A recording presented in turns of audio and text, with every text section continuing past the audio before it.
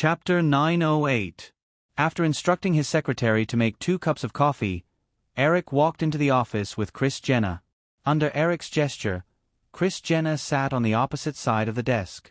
Seeing him sit opposite her, she lowered her head and started reading a document in front of her. She suddenly felt a little restrained. Eric just called her Ms. Jenner, which was not the same as the last time they met. Although she guessed that Eric probably did not notice these details, she did not know if she should call Eric by his name. The secretary brought in 2 cups of coffee and Kris Jenner thanked him. Seeing that Eric was still thinking, she thought for a while and took out the script of Beverly Girls from her bag and pressed it on her lap. She smiled and said, "Eric, how have you been?" After a busy week, the female lead of Iron Man was first confirmed today, and it finally fell to Bridget Fonda. Although Ghost once pushed Bridget Fonda to the position of a Hollywood A-list actress, that was 7 years ago. In recent years, although Bridget Fonda had never been short of film offers, because she had not seen a hit film like Ghost, her popularity began to decline gradually. Therefore, she finally decided to accept the role of Pepper in Iron Man. The former female lead of Ghost was cast as Iron Man's assistant, Little Pepper. It could be said that both sides had what they needed. Bridget Fonda could regain her position with this big-budget movie, and Firefly could also make up for the lack of an actress. It was certainly impossible to choose the male lead of Iron Man from an A-list superstar. In order to make up for the lack of popularity of the male lead, Eric planned to follow Marvel's previous approach and put more effort into the supporting roles. Many of the supporting roles in Marvel movies were one-off, especially the villains. Therefore, by doing this, there was no need to worry about any trouble in the sequel. In addition to Bridget Fonda playing Pepper, the villain of the first Iron Man movie, Eric still planned to invite Jeff Bridges. Although Jeff Bridges had waited until 2010 to win an Oscar in the original Spacetime, just like Al Pacino, he now had 3 Oscar nominations. It could be said that he was a real actor. Moreover, Eric happened to find out that the anti-genre classic Murder Green Toad, which gave Jeff Bridges the title of Supervisor, had just finished filming in the first half of this year. It would probably be released next year. By then, Jeff Bridges' popularity would definitely rise to another level. Just as he was thinking about these things, Eric heard Kris Jenner's voice and came back to his senses. He looked up at her and smiled, saying, "You must have heard about it recently. It's a mess." Chrissy smiled in agreement and complimented, "You don't know how many people envy your messy life." With that said, Chrissy handed the script of Beverly Girls to Eric. "This is the script of Beverly Girls that we made. There's also the personal information of the 4 girls in it. Take a look first." Unlike competitive reality shows, the script of a lifestyle reality show did not have complicated settings. It only listed in detail what the reality show actors had to do in each episode or season. In fact, it was similar to a schedule. Eric browsed through the personal information of the girls and then opened the script. However, halfway through, Eric could not help but shake his head. "This won't do." Chrissy did not expect Eric to say no before reading the script. She was a little nervous and asked, "Eric, is there a problem?" In the script, the girls flaunt their luxurious lives too frequently. Although this excessive flaunting will attract a lot of people's interest in the short term, it won't last long. After watching a few episodes, if the audience feels that it's too far away from their lives, they will slowly lose interest. Therefore, if you want to make this reality show go on for a long time, you have to grasp the sense of distance between the show and the audience. In terms of content, you have to satisfy the audience's desire to pry into the upper class, but also give them the feeling that these people's lives are actually not that big of a deal. Chrissy listened carefully and understood a little. She probed, "You mean I should add more details about the daily lives of these girls?" "That's about it, but it can't be too mediocre. Make the details more exquisite. Maybe you can put more effort into the dressing of the girls. If you can make the dressing of these girls a hot topic for young girls to discuss or even follow, this show will have one more important element that can attract the audience, especially the female audience, for a long time." Chrissy nodded in agreement and asked, "Eric, is there anything else?" Eric tried his best to recall the memories of the reality show in his mind and said, "The horse-catching element should be reduced. At least in the first season, there shouldn't be any violent conflicts. First, let the girls get together. Of course, they can't be harmonious, otherwise, there won't be anything interesting. Also, since these girls are participating in the reality show, they mainly want to become famous and won't care too much about the pay. Therefore, you can discuss with MGM and tailor a promotion plan for them. The increase in the girls' fame can also promote the popularity of the reality show. Of course, if they leave after one season, the media resources we invested will be wasted. Therefore, it's best to sign a few more contracts at once.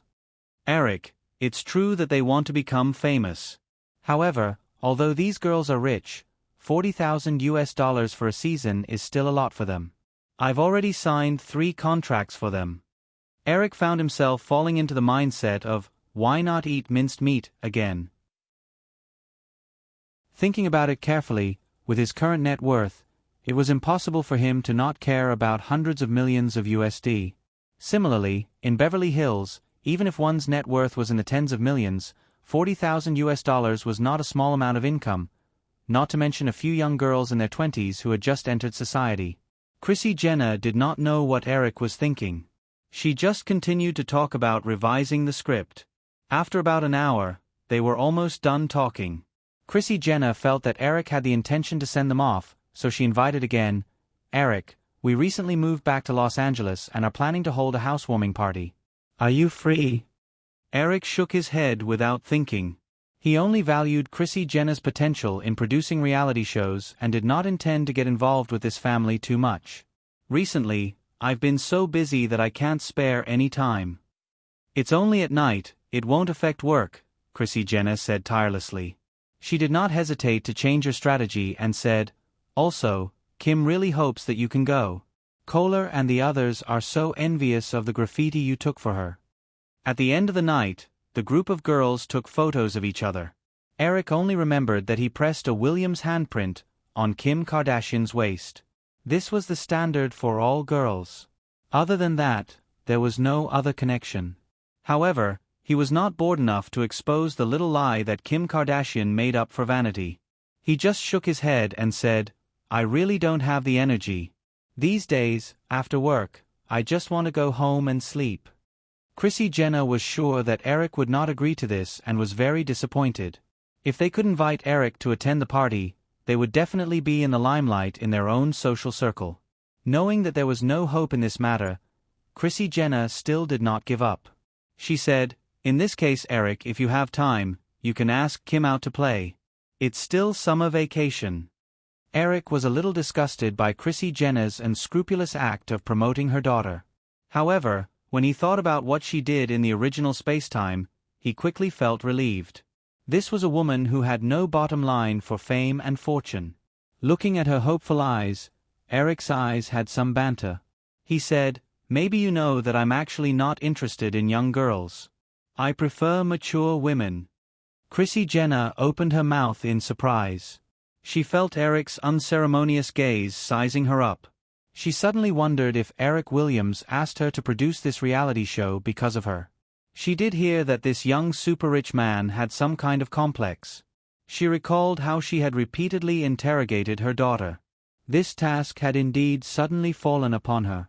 Her daughter had not even mentioned her in front of Eric. Then, he must have seen her somewhere before, which was why he had set his sights on her. Over the years, she had appeared on some television programs.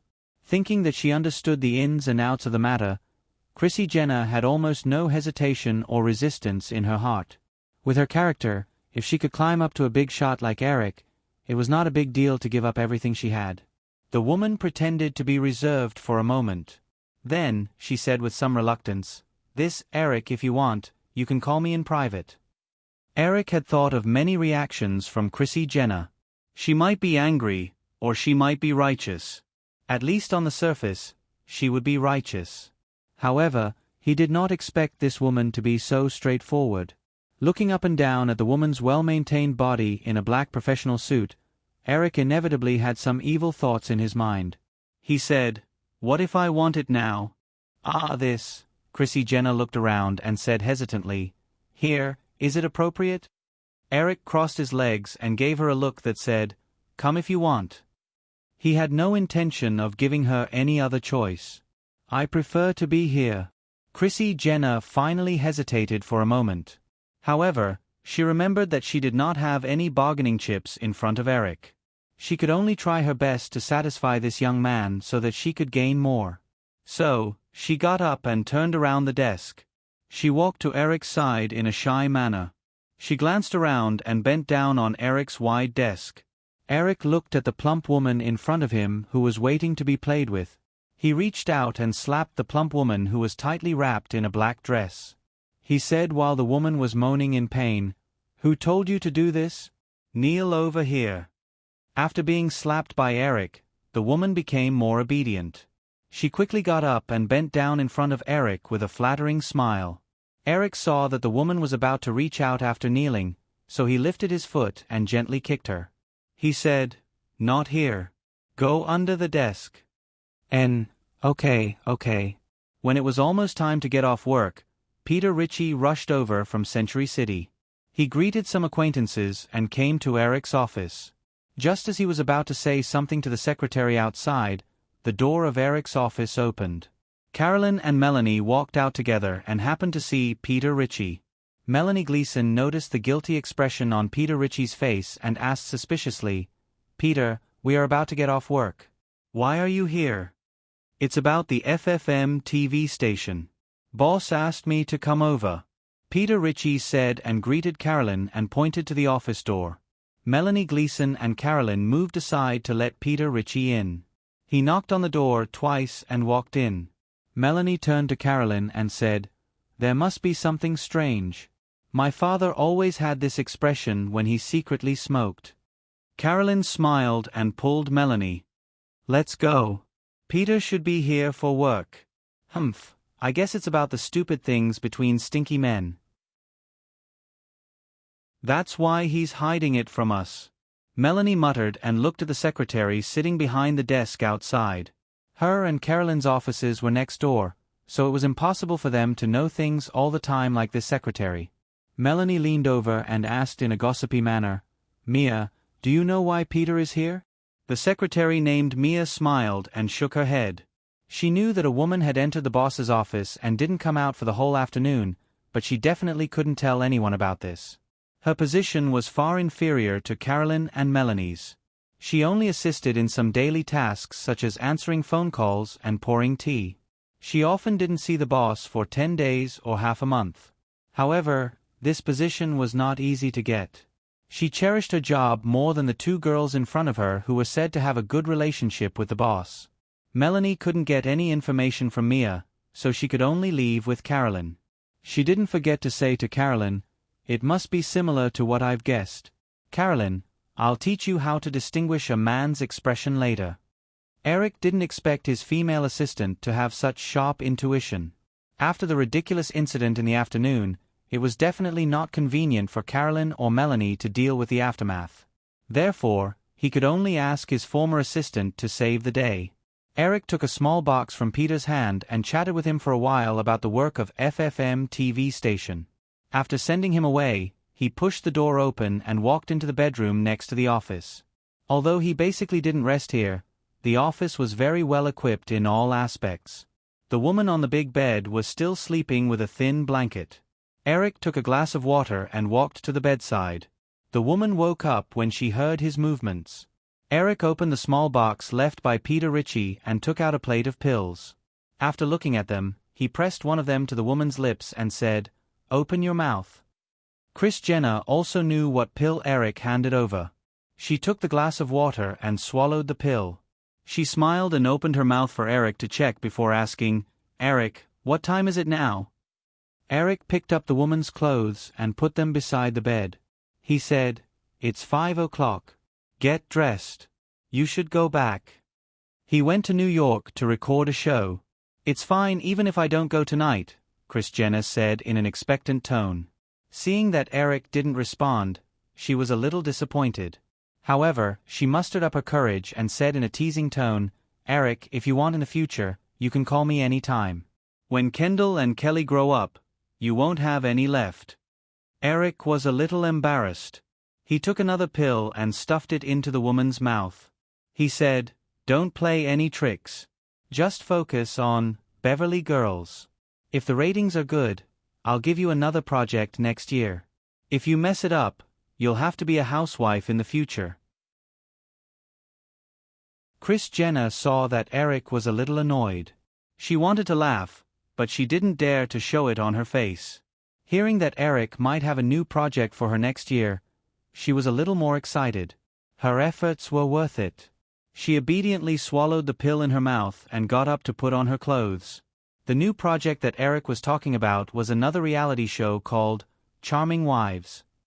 Initially, he was inspired by Kris Jenner's Beverly Girls reality show. This series happened to belong to Bravo. Since she was a housewife, Kris Jenner might be able to operate it more smoothly than Beverly Girls. However, after MGM took over the Bravo channel, it would take some time to make adjustments in various aspects. This matter didn't need to be rushed. After sending Kris Jenner off, Eric immediately went to Firefly Cineplex and rushed to a restaurant in Venice Beach. He had an appointment with Larry Ellison tonight to talk about the acquisition of Apple. It was also annoying to talk about it. After getting the $300 million investment promise from Eric, Larry Ellison began to raise funds in the name of Firefly Investments' participation in the acquisition of Apple. Firefly Investments' investment vision in the IT industry over the years was obvious to everyone. Therefore, when they heard that Firefly Investments would also participate in the acquisition of Apple, some of the capital forces that were originally indifferent to this matter began to relax. When Eric asked last week, Larry Ellison had raised more than $2.5 billion. Now the market value of Apple was only $2 billion. Even if the acquisition premium was higher, this amount of money was probably enough. However, with the money in hand, Larry Ellison had the idea of abandoning Firefly Investments. Eric was sure that this matter must be the result of Jobs' instigation. Eric refused Jobs' request for patent authorization of the MP3 player last time, which made Jobs lose face. He was a very, very vengeful guy. Eric had an indifferent attitude toward the acquisition of Apple. He had made so many arrangements in advance. If he still couldn't monopolize the future smartphone era, he would just admit that he was unlucky. However, Eric wouldn't allow others to use the name of Firefly Investments to pull in investments and dump him.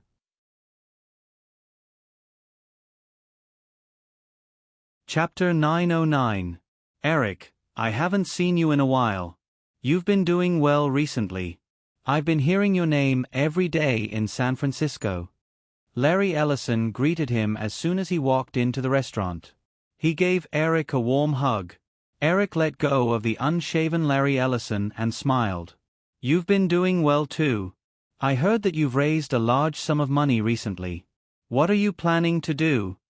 Hey, Eric. Larry Ellison brought Eric to a seat and couldn't wait to explain. You must have heard some random gossip. Look, I rushed over from San Francisco as soon as you called. If I didn't call you, you would have bought Apple before coming to see me, right? Eric said sarcastically. He took the menu from the waiter and looked at it. Misunderstanding. This must be a misunderstanding. Larry Ellison immediately denied. I had to take care of the company and fly back and forth between the East and West coasts. That's why I neglected you. Eric ordered a dinner and closed the menu. He looked up at Larry Ellison and smiled.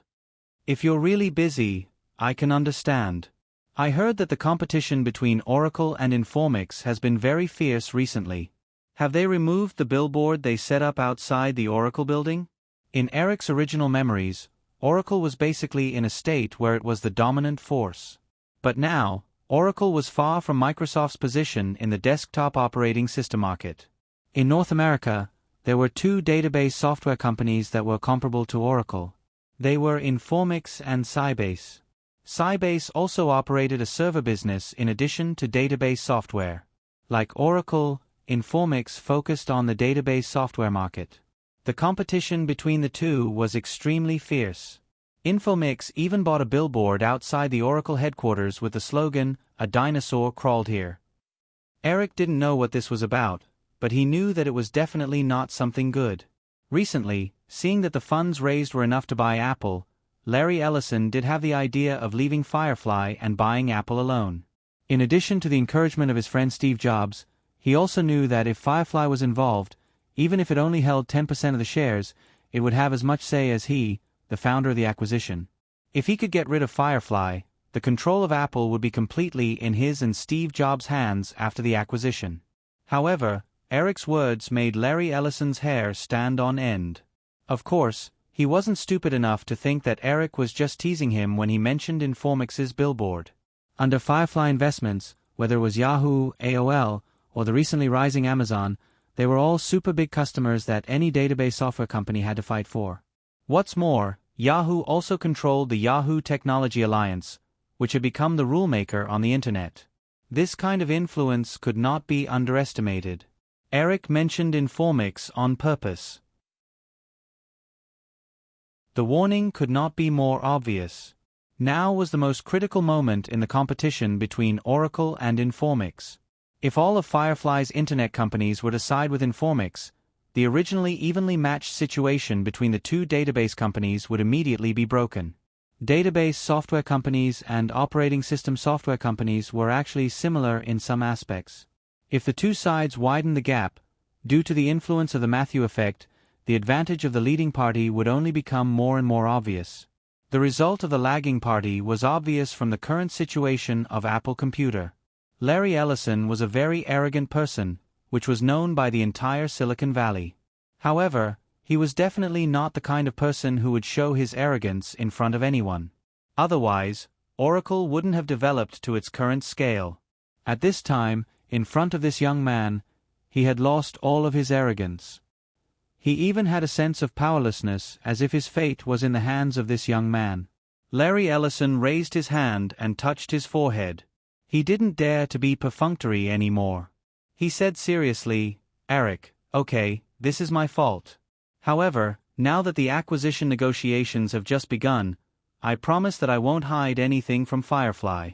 If you're worried, you can send someone to join the negotiation team." Eric shrugged and said, "Larry, I've said before that I'm not interested in acquiring Apple. I just think that Jobs is a very interesting guy, so I'm involved in this matter. After the acquisition is completed, I won't interfere with the management of Apple. This will be an ordinary equity investment. But if you dare to trick me, I don't mind putting this rotten apple on top of your Oracle." "Eric, don't worry, this will never happen again."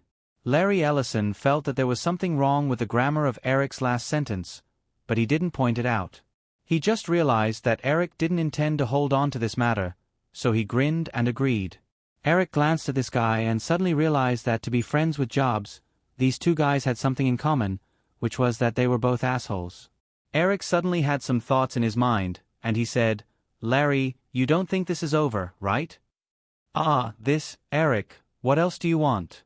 Larry Ellison, who had already relaxed, became vigilant again. Eric didn't want to talk nonsense with this guy. He said, "Do you know that Firefly has been preparing for Iron Man recently?" Larry Ellison froze for a moment and realized something. He said excitedly, "Eric, you want me to play Tony Stark?" "No problem, absolutely no problem. I also think I'm quite suitable." "Well, we can discuss the pay." Eric glanced around and didn't find a suitable guy to knock on the hairy face opposite him. He could only say in annoyance, "There's no Tony Stark. Do you want to be Tony Stark's driver?" "Don't do that, Eric. Even if you want me to play the villain, I'll lose face as a driver." Larry Ellison seemed to have suddenly gone crazy and started to bargain. "Okay, then I'll be the driver. I'll get someone to inform you of the shooting schedule." Eric knocked on the table and made a decision. Larry Ellison thought that Eric was going to say something that would catch him off guard. When he heard that it was just a guest role in a movie, he didn't have any scruples and nodded in agreement. He even deliberately made a few jokes. However, Eric obviously wasn't done. He continued, "However, that's not what I was talking about. Iron Man is a sci-fi movie. It's very suitable for technology companies to implant it. So, Oracle should also participate. I'll charge you $5 million for the implant." Larry Ellison's face immediately turned sour. Oracle's annual advertising budget was less than $100 million. $5 million USD for a movie was a huge number. Eric, this is extortion. Can you give me a discount? How about $500,000 USD? Yahoo plans to build a large data center on the East and West Coasts and in Europe next year. I can consider giving the database software order for these projects to Informix. $3 million USD. Eric, you have to know that as a CEO, my decisions have to be approved by the board of directors. $3 million USD is the most I can promise. Amazon will be listed at the end of the year. They will definitely need to expand their infrastructure. As an e-commerce company, database software. Larry Ellison slammed the table and interrupted Eric. $5 million USD. Deal. Oh, and I'll charge you $1 USD for the guest role as Tony Stark's driver. Hollywood doesn't allow people to work for free. However, you have to sign 3 contracts first. Larry Ellison's face fell and he nodded. Okay. Eric nodded with satisfaction and added, also, this meal is on you. He didn't hesitate to extort a sum of money from Larry Ellison as a punishment for trying to trick him. After dinner, Eric wanted to return to the Sharp Corner Manor. The girl called to say that the roles in Fast and Furious had been settled. Eric asked the driver to drive to Beverly Hills. When he arrived at the girl's mansion in Trussdale Manor, Eric found that Gwyneth Paltrow was also there. Holding Eric's arm, the girl sat down on the couch and said, Eric, Kate is very interested in the role of Dominic's sister Mia. What do you think? In the original version, the role of the male lead sister had been played by Jordana Brewster. Eric remembered that the Latina girl's appearance when she was young could be described as perfect. However, for some reason, her shelf life was so short that she didn't look as good after she turned 20. As this thought flashed through his mind, Eric looked at Gwyneth Paltrow. Due to the changes in Hollywood history, even if Shakespeare's Love hadn't been filmed yet, it definitely wouldn't be easy for Gwyneth Paltrow to become a movie queen again.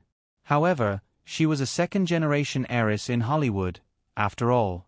Eric was very curious why she was interested in a role like Mia, which didn't seem important at all. Gwyneth, I'm sure you've read the script. The role of Mia is just a vase. There's not much room for you to show off. It just makes you more familiar in front of the audience. Gwyneth Paltrow looked at how Drew was clinging to Eric. She was envious, but her expression was a little bitter. She said, I also want a role that suits me better. Unfortunately, I haven't been able to find one. After saying that, Gwyneth Paltrow looked at Eric hopefully. For the past 2 years, she had been acting in 3 or 4 movies every year. The frequency of her appearances was enough to make those Hollywood newcomers go crazy with jealousy. However, her family's connections couldn't help her get any big roles, and the movies she acted in didn't attract much attention either. Last year, she had finally worked with Mike Mira on a novel adaptation of Emma. She had wanted to try her strategy of getting an Oscar, but in the end, she didn't even get a Golden Globe nomination. Therefore, at the suggestion of her agent, Gwyneth Paltrow decided to change her strategy and increase her chances of appearing in big movies. This way, she could increase her popularity as soon as possible. Coincidentally, MGM was planning to launch the Fast and Furious series. Considering that it was a work written by Eric himself, Gwyneth Paltrow took the initiative to ask Drew to try out for one of the roles. Before this, although the two had been as close as sisters on the surface, Gwyneth Paltrow had never used Drew's relationship in a movie. Living in Hollywood, she also understood that favors could be used once or twice, but it wouldn't work if it was used too often. Even with her family's connections, at most, she could only get the female lead role in some low-budget independent movies. If she wanted to rise up, she had to rely on her work. Gwyneth Paltrow naturally understood when Eric said that Mia's role didn't have much room for her to show off. However, Eric also underestimated the sensation that this movie that he had personally written would cause in Hollywood. This was an extension of the Secret Agent Cinematic Universe series. With the current influence of the Secret Agent Cinematic Universe in Hollywood, even a vase role under this series was enough to attract the attention of many A-list female stars. Eric saw the hope in Gwyneth Paltrow's eyes, and her expression looked like she would jump at him if he said a word. He smiled. Compared to the ordinary actors struggling in Hollywood, she already had resources that no one could compare to. Eric wouldn't be moved by her little pitiful expression. He said, "This requires opportunity. You're the same age as Drew. There's no need to rush. Maybe you'll find a suitable role soon. Well, if you're interested in Mia's role, you can give it a try." Gwyneth Paltrow was very disappointed. She wanted to refute Eric's slip of the tongue. She was actually a few years older than Drew. She was already 25 this year. However, looking at the girl's delicate face, she would definitely say something like that. Drew smiled and blinked his eyes. He didn't point out the mistake in Eric's words. He said, "All right, Eric, I've already found the two actors you mentioned. Well, they're called Paul Walker and Van Diesel, right? Amy and I looked at them together. Paul Walker is still all right, but the one called Van Diesel is simply a block of wood." After Drew finished speaking, he said something to the twins who were watching television in the living room. Natasha quickly brought a document over and passed it to Eric. Seeing Eric open it, the girl said, "There's also a videotape of the audition. Do you want to take a look?" Eric opened the document and looked at Paul Walker and Van Diesel's information. The two of them had been in Hollywood for a few years and weren't considered newcomers. In order to avoid the trouble of casting, Eric simply asked the girl to find the two of them. "You can watch the video tomorrow. However, when choosing actors for a movie, it's never about the best acting skills. The most important thing is that they are suitable. Otherwise, Robert De Niro and Meryl Streep would become the most popular stars in Hollywood."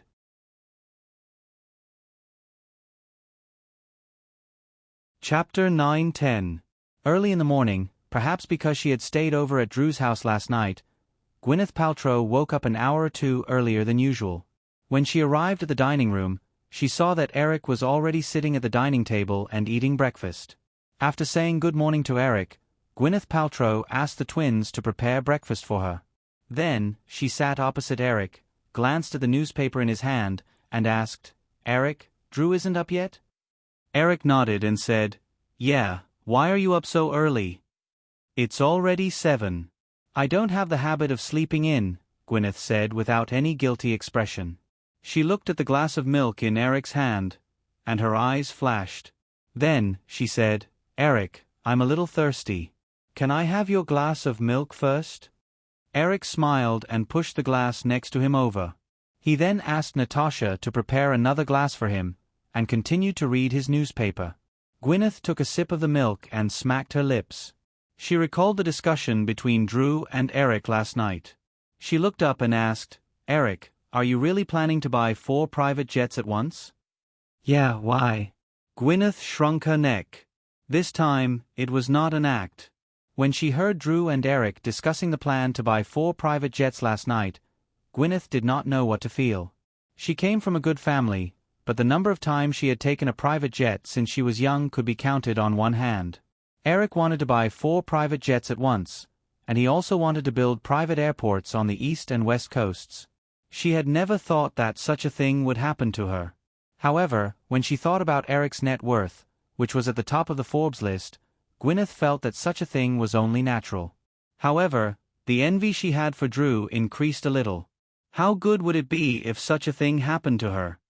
"I just think that, can we use it all up?" If you want to use it, you can borrow it from Drew." Gwyneth blinked and unconsciously leaned forward. She regretted not sitting next to Eric just now. She said coquettishly, "Can't I borrow it from you?" "Sure." "Then it's a deal." Gwyneth immediately seized the opportunity and said, "However, I don't have your phone number yet. Can you give me one? The private kind." This time, Eric shook his head gently and rejected her. "If you want to contact me, just look for Drew." "Humph, I was just saying that I could borrow it from you." Gwyneth pouted unhappily and took another sip of milk. She even deliberately licked the corner of her mouth teasingly. Unfortunately, Eric did not even look at her. Seeing that Eric was unmoved, Gwyneth was about to continue her efforts when the lass floated into the dining room in a daze. She was barefooted, wearing a tank top and shorts. She looked sleepy as she dragged a chair to Eric's side. She yawned and leaned lazily on Eric's shoulder.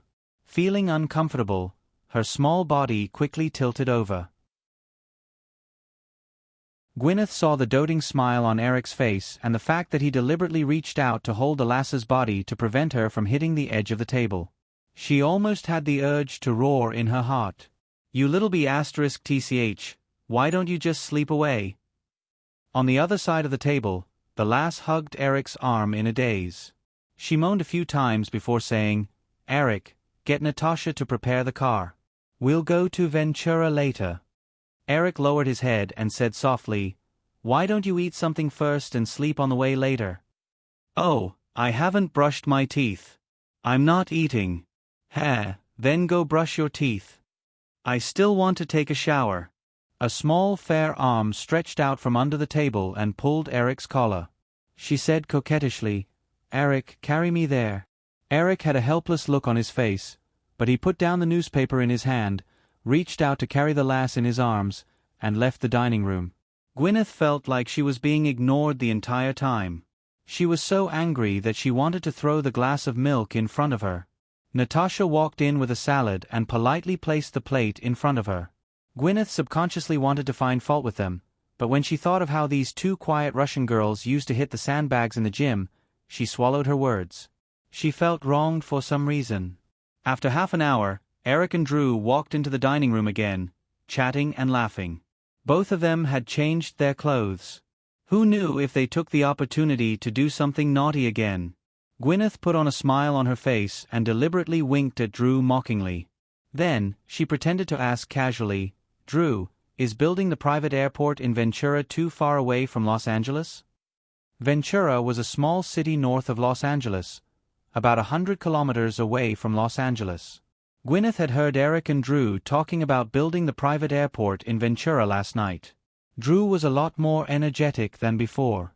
He said, "I want to build the airport in Los Angeles too, but the runway for a Boeing 747 needs to be at least 3 kilometers long. I've been running around Los Angeles for a long time, but I couldn't find a suitable place, so I can only go to Ventura. However, it's less than 50 kilometers away from the Point Manor. It's not that far. The Point Manor is about 50 kilometers away from the Los Angeles International Airport. By the way, Kate, it's the weekend today. Do you want to come with us? Ventura is very suitable for a weekend vacation. Eric and I plan to buy a small manor or something there." Although they had agreed to go home for lunch, Gwyneth nodded without hesitation. "Sure." Her eyes were still darting between Eric and Drew. She smiled and said, "As long as you don't mind me being a third wheel." The girl immediately said, "Then you can ask your boyfriend to come along. We plan to stay in Ventura for 2 days and come back on Monday." Gwyneth subconsciously glanced at Eric. She smiled and shook her head. "I don't have one now. Why don't you lend me your boyfriend?" "Hee, I'm not lending him." The girl smiled and shook her head. She even held Eric's arm and said, "But you can come and snatch him. He'll belong to whoever snatches him." After breakfast, Eric called a group of bodyguards over. The group set off from Beverly Hills. They passed through downtown Los Angeles and went north along California Highway 1. After more than an hour, they entered another residential area. Eric sat in the middle of Drew's Land Rover Range Rover. The girl sat on the side facing the sea. They passed by Oxnard City, which was south of Ventura. She pointed regretfully at a large area surrounded by barbed wire. "What a pity. If only we could build the airport here." Eric only smiled. Gwyneth, who was sitting on the other side of Eric, leaned over. She leaned against Eric and looked out. She asked curiously, "Why not build it here?" "I think it's quite suitable here too." Summer clothes were especially thin. Eric felt Gwyneth's soft body deliberately leaning against him. He was too lazy to avoid her. He smiled and explained, "This is the Magoo Naval Base." "Hee, that definitely won't work." Gwyneth smiled, but she did not move her body away. She continued, "If that's the case, can we build the private airport nearby? I remember that there's a no-fly zone near the military base, right?" No problem. Before Eric could answer, Drew said, I've already consulted a lawyer. Also, Oxnard has 2 civilian airports. The one in the north is less than 10 kilometers from here. If there's a no-fly zone, these 2 airports won't be able to exist. They chatted along the way as they passed through Oxnard. Soon, they arrived at Ventura City, which was close to the north. Eric and the group first stayed at a private resort in Ventura City. Then, they went with an official from Ventura City to the location that Drew had chosen to build the airport. The plot of land was next to a dry river in the south of Ventura City. Eric and Drew got out of the car together and saw that it was still farmland in front of them. The official from Ventura City, Jack Wilson, also got out of the car. He brought Eric and the group along a simple cement road through the farmland. He explained, Mr. Williams, look, the Ventura Harbor is in the south. If you have a yacht, you can dock it there. Oh, the plot of land that needs to be built is here. 3 kilometers to the west and 1 kilometer to the south from here. That's a total of 300 hectares of land. Miss Belly Moore said that this airport needs to be able to dock 10 planes. This plot of land is definitely enough. Of course, if you want to build 2 cross-shaped runways, you'll have to extend them to the north by at least 500 meters. But I don't think that's necessary. The 2 civilian airports in Oxnard have 1 runway too. Eric nodded and asked the girl beside him, Are we building 1 runway or 2? The girl grinned and extended 2 fingers. The plot of land in Chongdao has already been chosen. Just 2 runways. Miss Belly Moore, this place can't be compared to Chongdao, Jack Wilson interrupted with a smile. We're in a densely populated area. If you want to draw a bigger plot of land, not only will you have to spend more money, but the review will also take longer. After all, if we go further north, we'll be near the residential area. If you want to build it, you'll have to get the consent of the people first. If the distance to where we are is just right, you won't have to hold a hearing. You can also start the construction as soon as possible. Eric felt that he had been troubled by the land issue recently. Looking at the large plot of land in the north of the road, he didn't think too much about it. He planned to take down as much land as possible to avoid the predicament of Firefly Studios in the future. So he said, if it's possible, let's build 2 runways. We're not in a hurry. If we can extend them to the north by 1 kilometer, we can take down 600 hectares of land.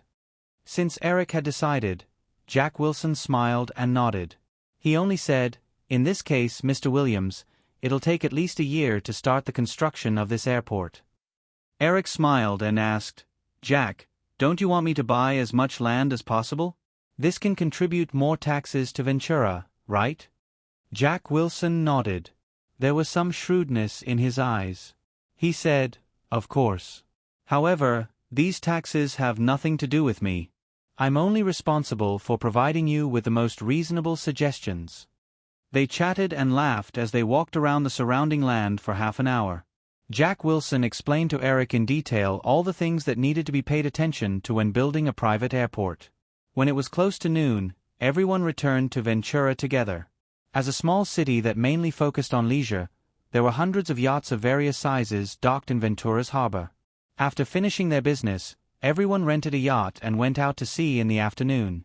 The white yacht drifted leisurely on the sea more than 10 kilometers away from the coastline. Eric wore beach pants and sunglasses as he lay on the deck and basked in the sun. When he saw the twins turn off the engine and drop the anchor, he sat up and asked with a smile, I didn't know you guys knew how to drive a yacht. By the way, do you know how to fly a plane? The 2 girls smiled shyly and sat down next to Drew meekly. One of them nodded and said, helicopter, yes. The girl next to Eric also got up and hugged Eric's arm. She giggled and said, Eric, they know everything. Maybe they're agents sent by the KGB to lure you. Eric knocked the girl's head and looked at the twins. He joked, they really do look alike. So beautiful. Tell me what you plan to do. As long as you don't kill me, I'll try my best to cooperate. The twins still smiled shyly and shook their heads. No, Master. The boss sent us to learn. Gwyneth, who had already sat up on the other side of Eric, felt that she was being ignored again. She put down the juice in her hand and took the initiative to find a topic. Eric, didn't you say you wanted to buy 4 private jets? Why did Jack Wilson say it was more than 10? Eric explained, it's definitely a waste to build a private airport with only 4 private jets. There are some other people who will buy them together. Gwyneth was still a little curious. Who? Eric did not answer. He smiled and said, you can buy them too. Just store them here. Gwyneth's eyes were filled with yearning, but she shook her head regretfully. She looked at Eric with some inexplicable hope and said, I can't even afford a good car now, let alone a private jet. When you become a big star in the future, you'll be able to afford it. Who knows when that will happen? Also, even if I want to buy one, I definitely can't afford a Boeing. Gwyneth looked enviously at Drew, who was whispering to the twins. She then said, Eric, buying 1,500 acres of land here, oh, that's 600 hectares of land. It should be very expensive, right? Eric liked to use hectares as a unit of area. The official named Jack Wilson in the morning had purposely gone along with his habit. Gwyneth was obviously influenced by their conversation in the morning, so she purposely changed the unit of area from acres to hectares. If it was Los Angeles, it would be very expensive. It's different here. If it's just land, it won't exceed $20 million. Although the land that Drew wanted was near Ventura City, it was just farmland. It could not be that expensive. Jeffrey had only spent $7 million to buy a 2,000-acre farm in Maryland. The most expensive part of building a private airport was actually the later operations and maintenance.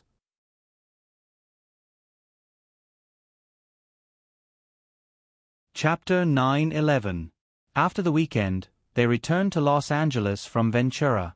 Eric instructed Kelly to pick out a team from the assistant's office to follow up on the construction of private airports on the east and west coasts, as well as the purchase of 2 Boeing 747-402 Gulfstream V airliners. Eric himself focused on the casting of several movies and the expansion of Firefly Studios. Due to the intensive casting of Iron Man, Spider-Man, the Lord of the Rings trilogy, and the Fast and Furious series, the demand for actors in these heavyweight films covered almost all ages in Hollywood. In addition, the Firefly system had shown brilliantly in recent years, allowing many unknown actors to become Hollywood superstars. Therefore, although the Pierce Brosnan incident had just happened, causing many big names in Hollywood to complain about the stinginess of the Firefly system, Hollywood was still very lively recently. Actors who wanted to get roles in these series were doing their best. So, even though The X-Files is over, you still have contact with Brad Pitt? At the Pointy Corner Manor, Eric and Famick Johnson were making breakfast together in the dining room. When he heard her talk to him about Brad Pitt wanting to play Tony Stark, he asked with a half-teasing smile.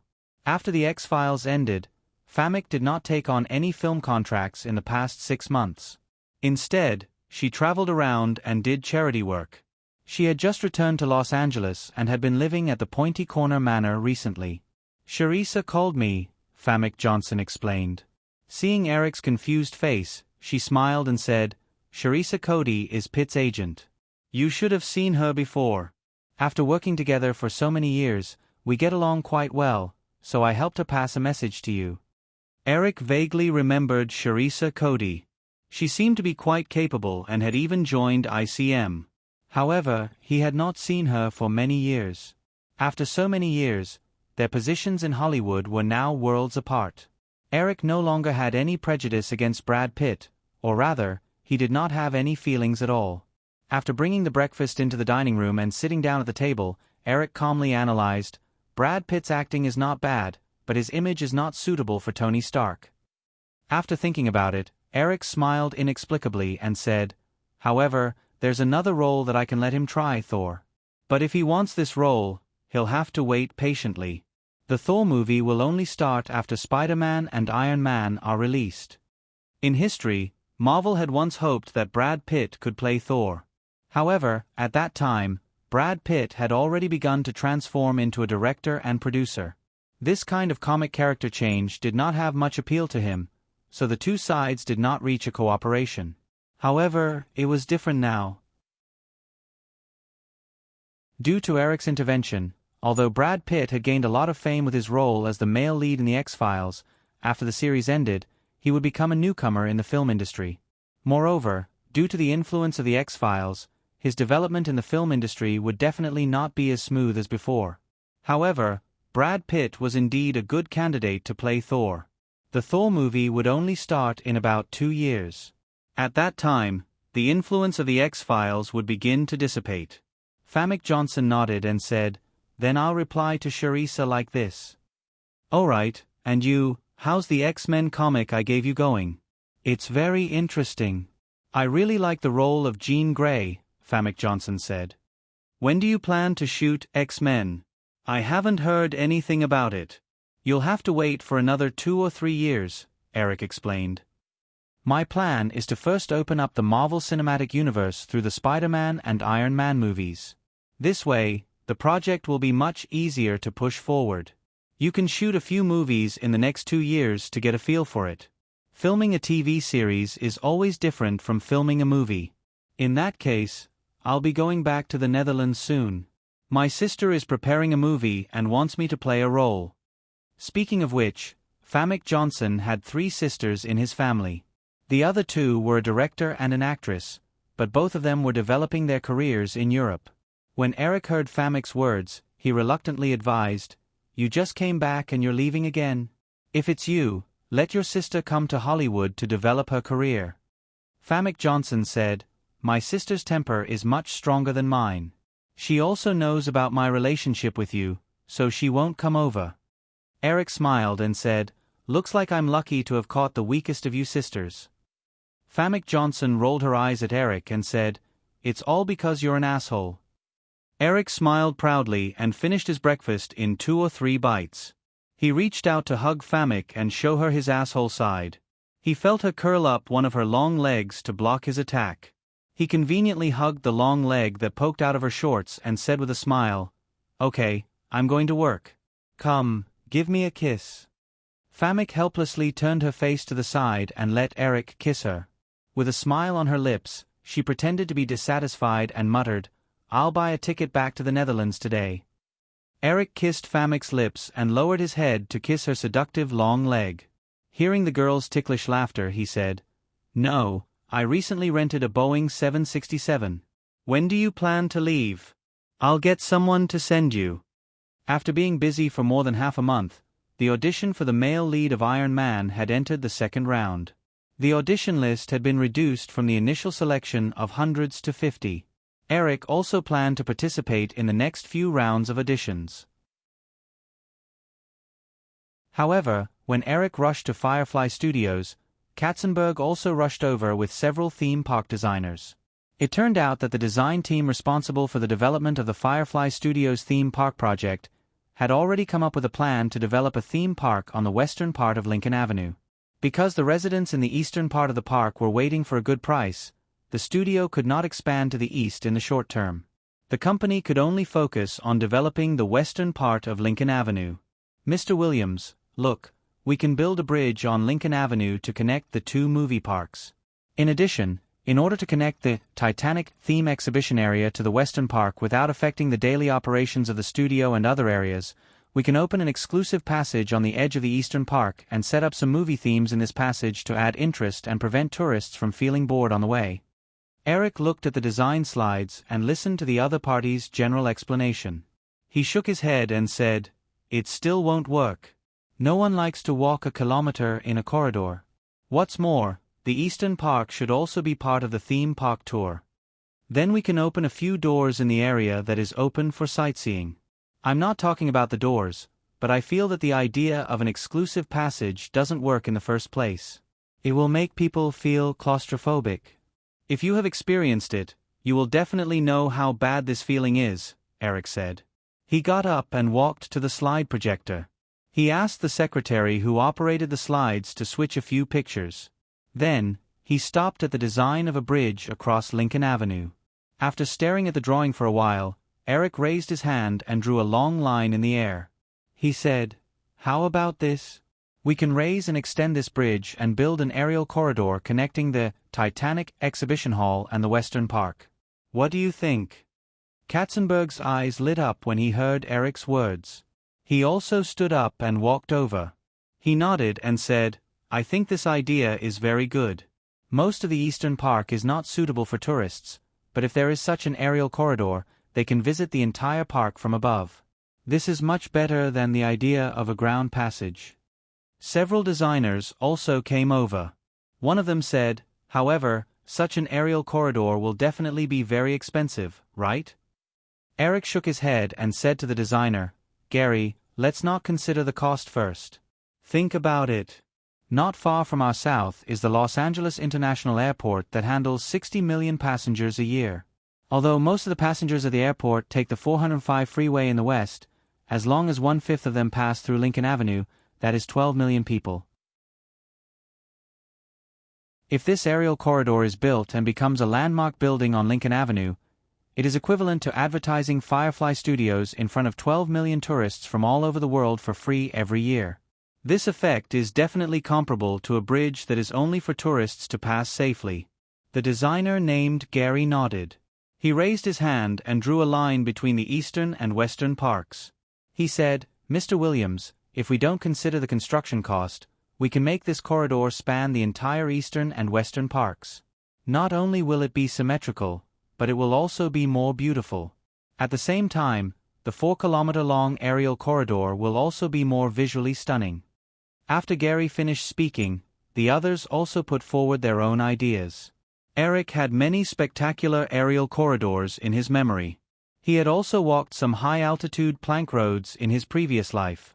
The design of these suspended corridors had left a deep impression on Eric. Now, since there was such an opportunity and he had enough financial strength, Eric naturally wanted to build a sky corridor that belonged to him, just like the Freedom City Villa in Malibu.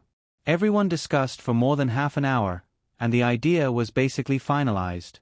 However, the concept could be endless, but to get a feasible plan, the theme park designers needed to make detailed plans, such as what form the aerial corridor would take, what materials would be used, how high would it be built, and so on.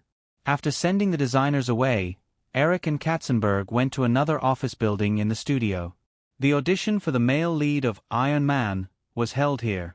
Because he had informed them in advance that they didn't have to wait for him, the members of the Iron Man team had already begun the audition.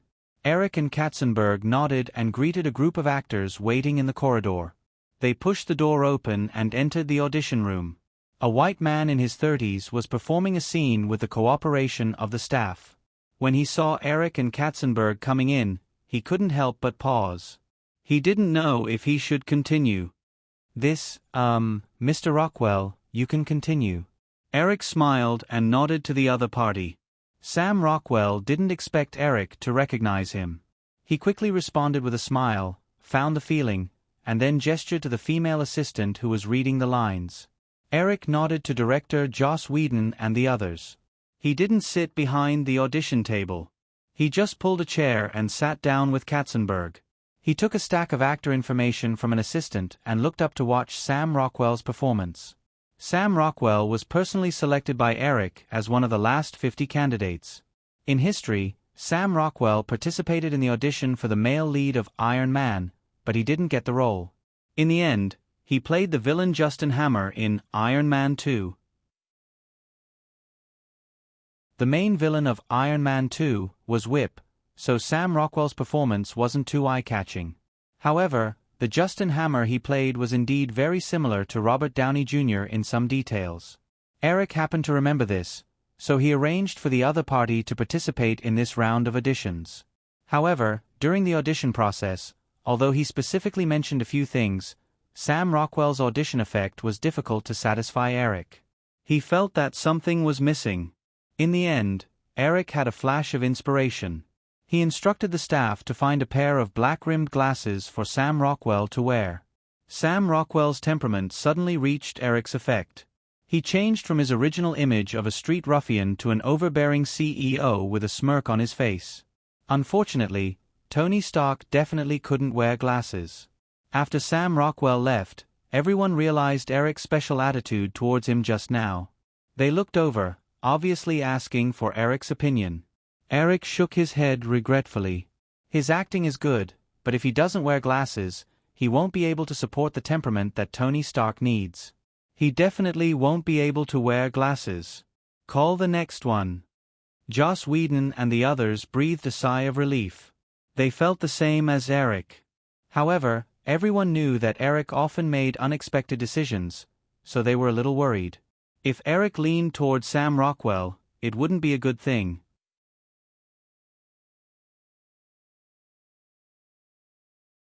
Chapter 9-12. After a week of auditions and eliminations, the candidates for the lead actor in Iron Man were reduced from the final 50 to 10. In order to select Tony Stark from the final 10 people, several creatives of the crew began to hold frequent meetings to discuss it. David, this won't do. I need you to do it again. Remember, Tony Stark's pride is engraved in his bones, and he doesn't need to deliberately show it on the surface. So, you need to speak more matter-of-factly. For the remaining 10 candidates, the crew no longer held a centralized audition.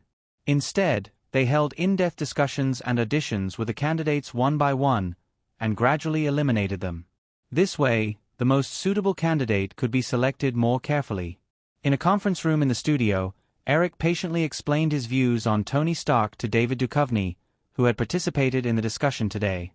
David Duchovny was originally supposed to be the male lead of the X-Files, but due to the changes in history, he was still just a small character in various independent movies or TV shows.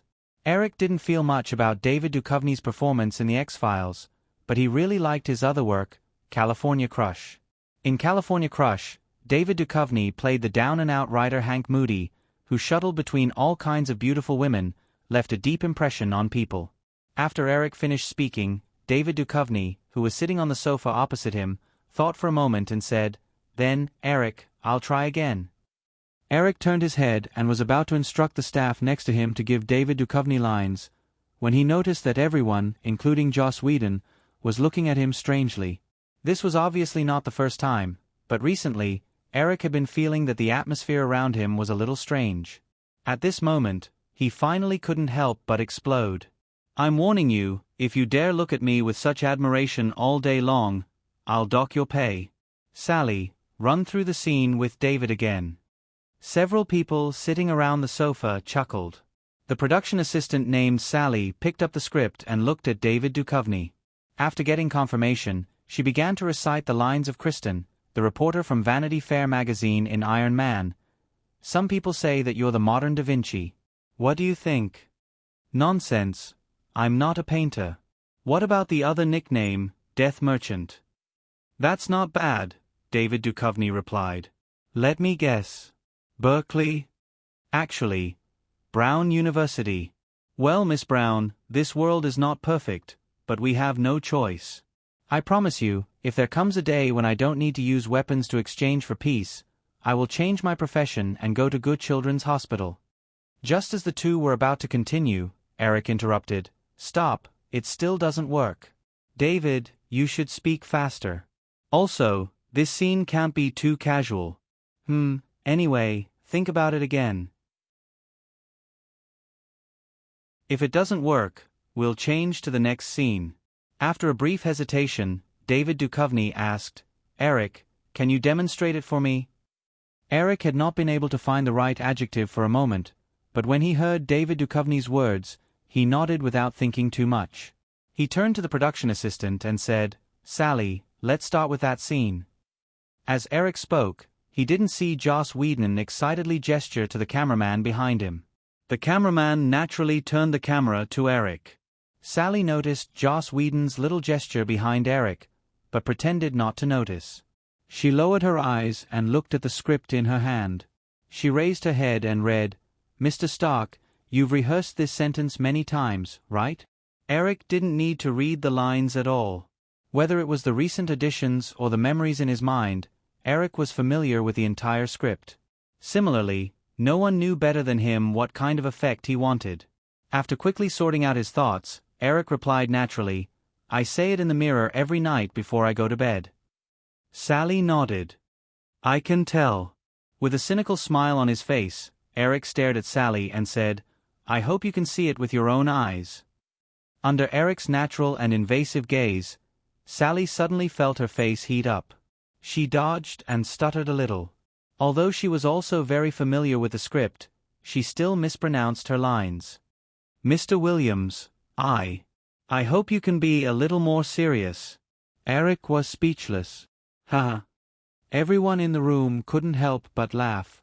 Realizing her mistake, Sally's face quickly turned red. She couldn't have felt more embarrassed. She raised the script in front of her and ran to the bathroom next door.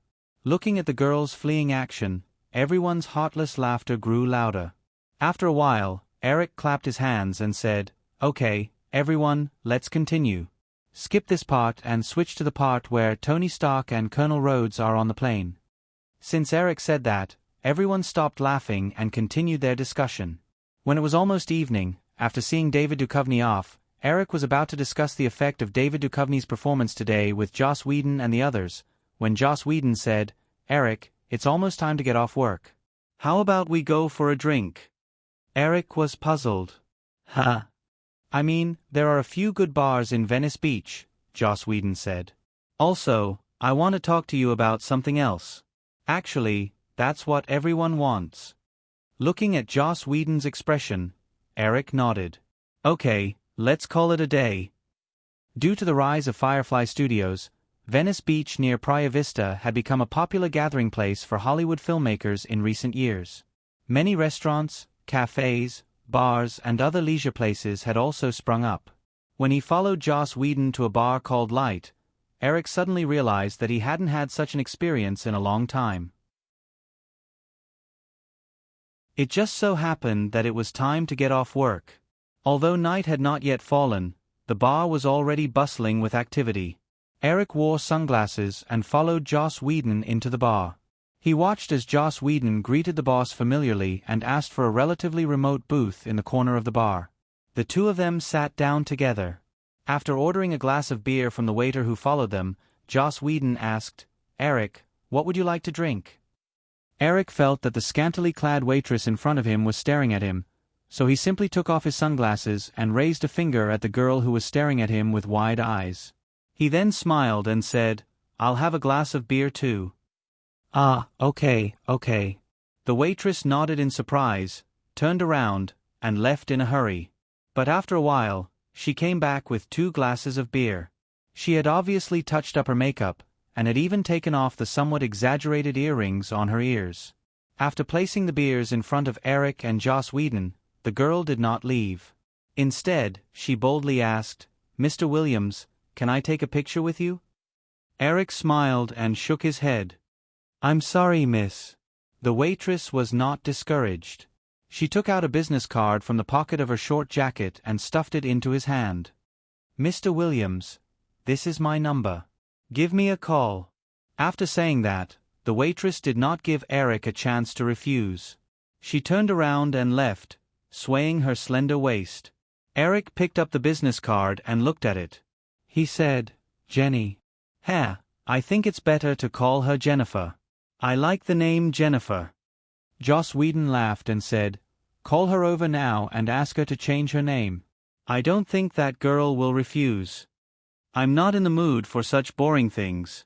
Eric shook his head and placed the business card on the table. He looked at Joss Whedon and said, "So, Joss, what do you want to talk to me about?" "Eric, who do you think fits your requirements the most among the candidates we auditioned recently?" Eric smiled and picked up the business card on the table again. He said, "I'm guessing that's not what you want to talk about tonight, right?" Joss Whedon shrugged and said, "Eric, I'm sure you've realized how everyone has been feeling recently." "All of us feel that you're the one who knows the role of Tony Stark the best. You know more than all the other candidates we've been through during this period. In the past few weeks, you've been repeatedly instructing these actors on how to act, what kind of expression they should use, and what kind of tone they should use." Eric raised his head. "You want me to play Tony Stark too?" Joss Whedon nodded. "I've already discussed it with Mr. Katzenberg and Mr. Allard in private. They all think that this plan is feasible." Eric hesitated for a moment. Thinking of the recent auditions, he was indeed dissatisfied with all the candidates. In fact, when he recalled Robert Downey's performance in the movie, Eric felt that many of his details were not satisfactory. "Joss, you have to know that I'm already a producer. If I take on the role of the lead actor, you may be sidelined at any time as the director. If you can make this movie more perfect, I won't have a problem even if you want me to quit the cast," Joss Whedon said without hesitation. "Eric, I'm also a fan of Iron Man comics, so I really hope that this movie can have the most suitable male lead. I haven't even participated in an audition. Although I know what kind of Tony Stark I want, are you sure that I can act well?" Joss Whedon smiled and said, "Eric, I think you don't even need to act. You just need to be yourself. Just look at how Sally and you reacted to the lines in the afternoon. Sally never blushed in front of the other actors. As a playboy, Tony Stark must be able to have a strong attraction to women. Besides, I've been secretly observing you for a month. A lot of your words and actions are very similar to the Tony Stark we want." Eric unconsciously folded the business card in his hand into a paper airplane. Hearing Joss Whedon's words, he raised his head and said, "Okay, let's choose from these 10 people first." Joss Whedon felt that Eric's tone had softened, so he did not hesitate to continue. "Eric, I know you're very busy, but you should also know that the filming of Iron Man won't take up too much of your time. The planned filming cycle is 4 months. If the schedule is tight, you only need to stay on set for less than 2 months, and most of that can be done in the studio in Los Angeles. Even if it's overseas scenes, we only need to rush to the neighboring state of Nevada." "That's not the point, Joss," Eric said. "In the entire Marvel Cinematic Universe, Iron Man needs to appear in more than one movie, but the entire series." Joss Whedon said, "But that's even less of a problem. Eric, except for a few Iron Man films, you'll definitely appear in fewer scenes in the other crossovers. Maybe you won't even need a month. Moreover, we're making an Iron Man film, and the average cycle is 2 years, so you can take 2 months out of every 2 years. I think this shouldn't be a problem for you at all, right? Looks like you've decided to let me do it personally?" Joss Whedon smiled and said, "Eric, to be honest, have you really never thought of playing the role yourself?" Eric's eyes flashed and he said, "I've thought of playing the role of Hugh Hefner, but I don't know if he's collected 2,000 girlfriends yet." "Haha, that's the tone." Joss Whedon laughed and said, "Tony Stark's tone. Okay, I'll think about it. I'll give you an answer tomorrow, the day after tomorrow." Eric threw the small paper airplane in his hand at Joss Whedon. He used a little more force, but the airplane flew past the barrier and into a nearby cubicle. Then, a girl's soft cry could be heard. Joss Whedon knew Eric had changed his mind and was about to continue persuading him when 2 petite girls walked over angrily. One of the girls in a black dress was still holding the paper airplane in her hand. There were water stains on it, and it had probably flown into a wine glass or something. The 2 girls were about to criticize Eric when they recognized him at a glance. Their angry expressions immediately disappeared, and for a moment, they didn't know what to say and just stood there like 2 little quails. With a smile on his face, Eric looked at the 2 girls with great interest. He raised his hand and pointed at Joss Whedon. "This guy was the one who threw the thing. Don't blame me." The girl in the black dress standing on the left was the first to react. She hurriedly said, Sorry, Mr. Williams, we're fine." With that, the girl in the black dress was about to pull her companion away. However, Eric looked at the girl who was slightly taller and still had some baby fat on her face. He said, "Sarah, right? I happen to remember your name. Sarah Michelle Gellar, the little girl in Thriller on a Small Island. You've already grown so big." With that, Eric looked at the other girl and asked knowingly, "What's your name?" "Ah, it's me." The girl in the black dress did not expect Eric to know her friend. She hurriedly said, "My name is Jennifer Love Hewitt." "Oh, another Jennifer. I like a girl named Jennifer. Can I buy you a glass of wine?"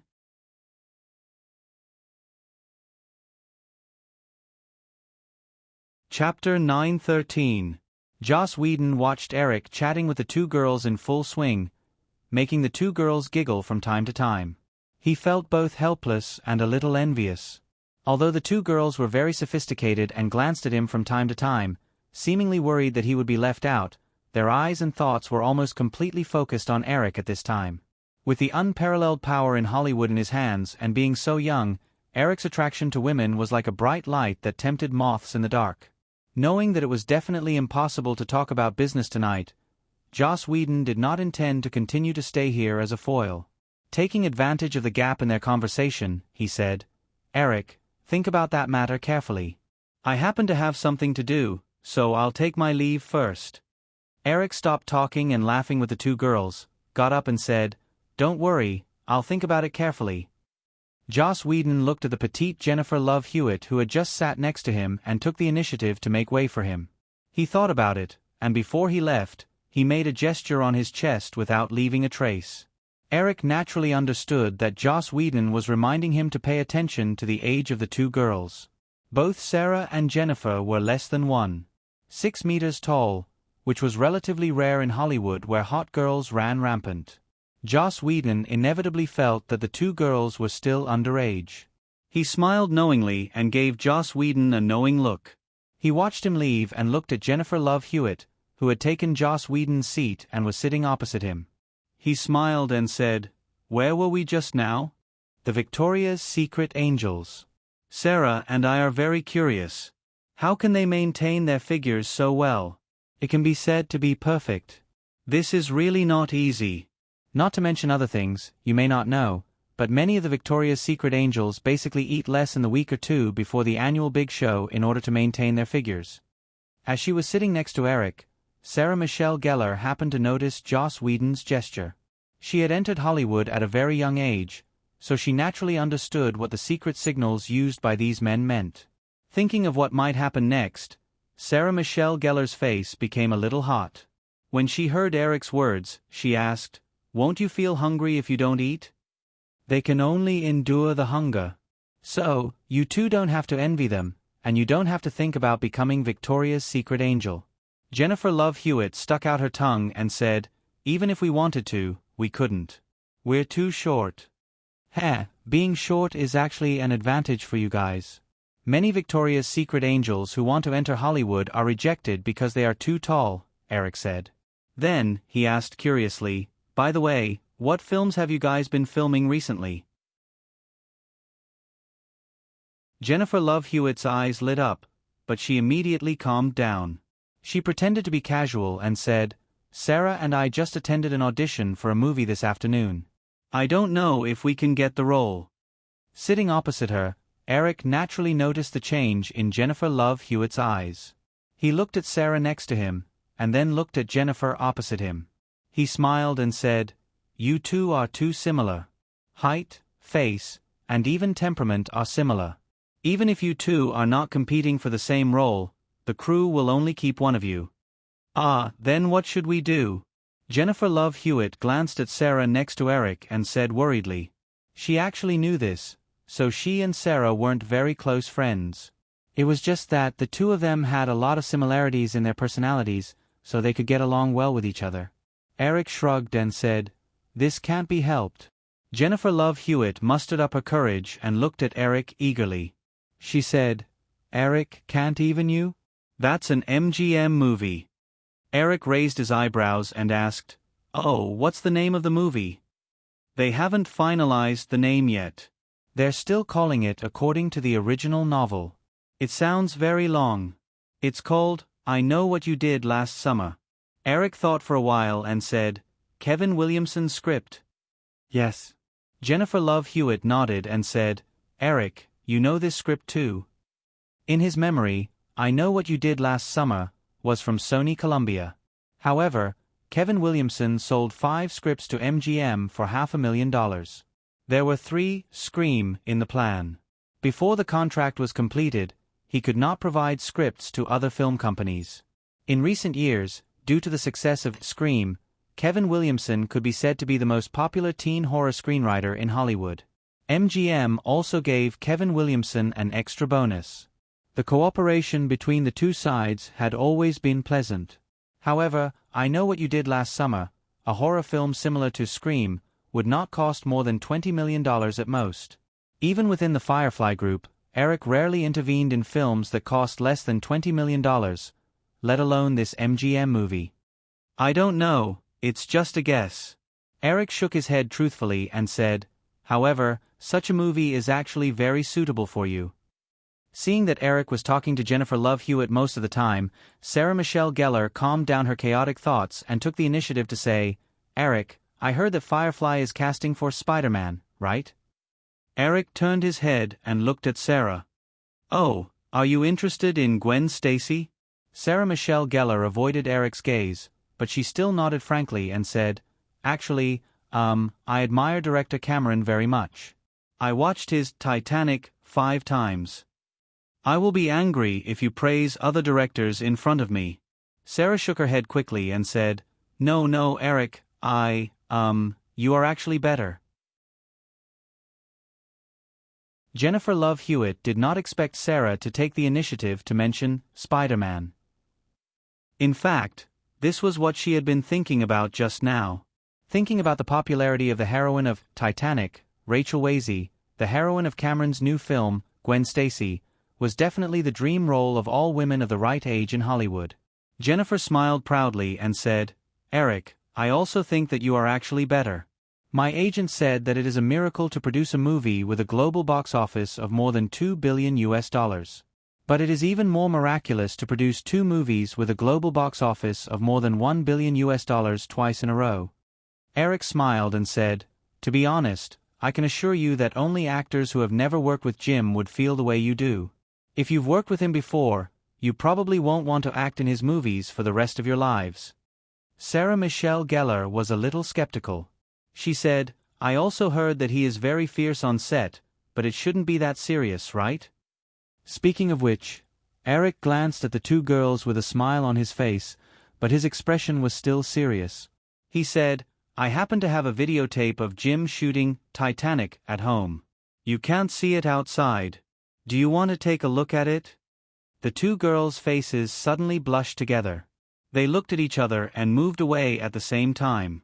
They were actually looking forward to tonight, but they didn't know which one of them Eric would invite. They didn't expect that Eric would invite both of them at the same time. Because they were both child stars, even if they had been exposed to many things in Hollywood for many years, they still felt that this was unacceptable.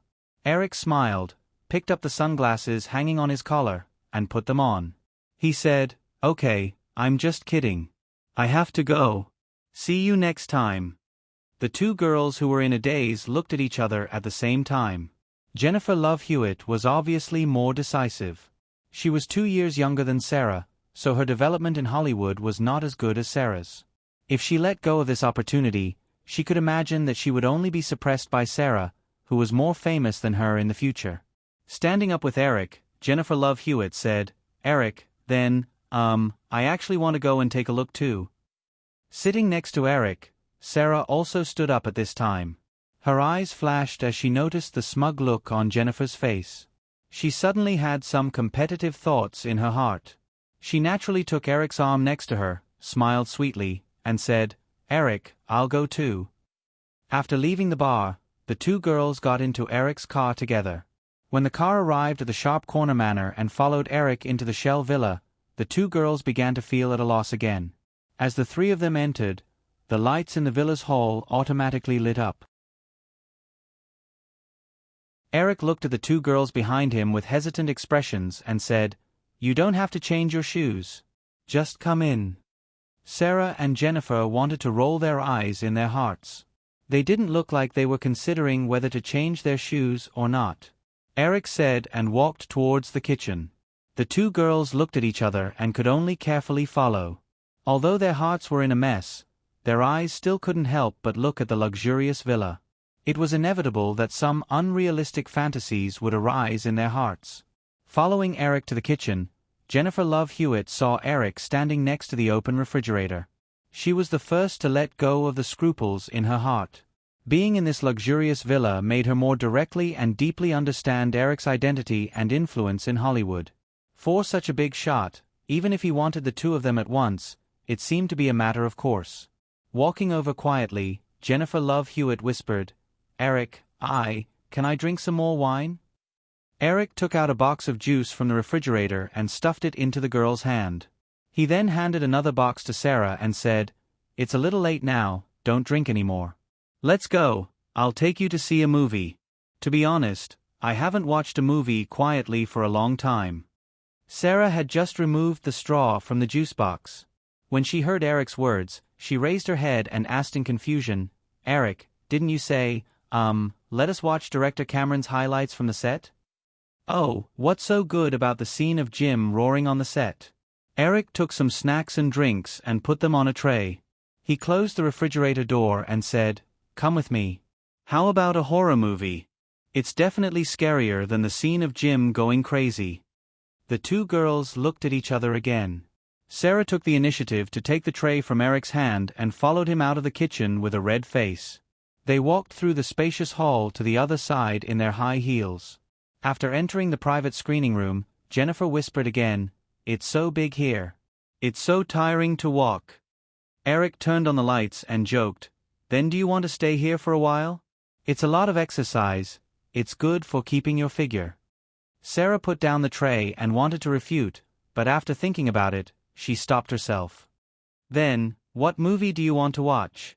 If you really want to see Jim's highlights from the set, there are really some here, Eric said as he led the two girls into the room next to him that was filled with all kinds of movie copies. The two girls looked at the several large bookshelves that reached the ceiling, which were densely packed with videotapes, DVDs, and even film copies. They looked through the room for a while in amazement. After a few minutes, Jennifer took out a film copy from a shelf. Eric, this is The Exorcist. I've always wanted to watch this movie, but unfortunately, I've never dared to.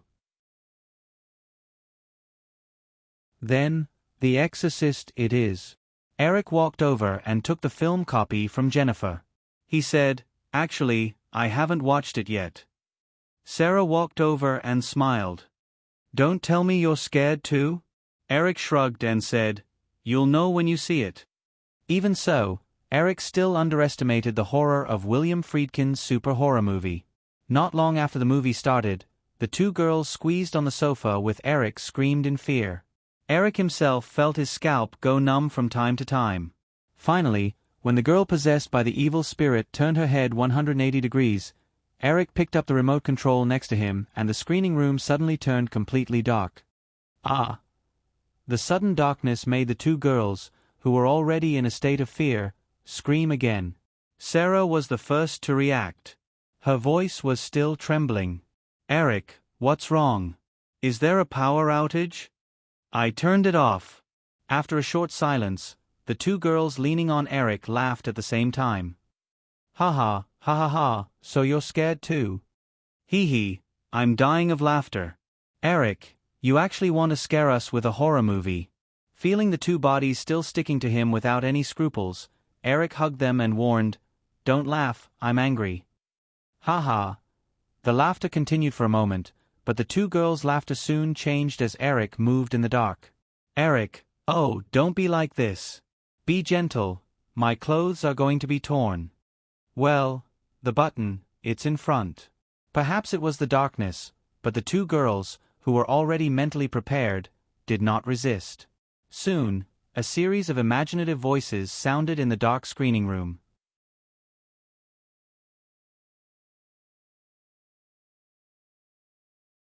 Chapter 9:14. The faint morning light shone into the master bedroom in Free City. Eric was the first to wake up.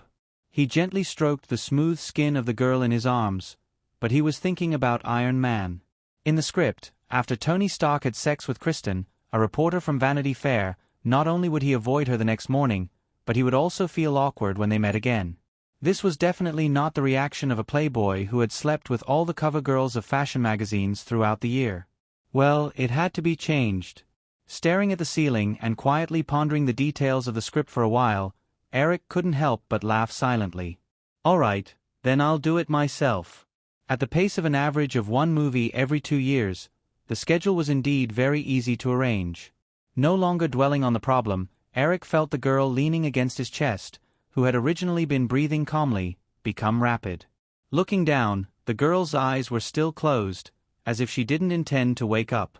Eric smiled and his hand began to slide down.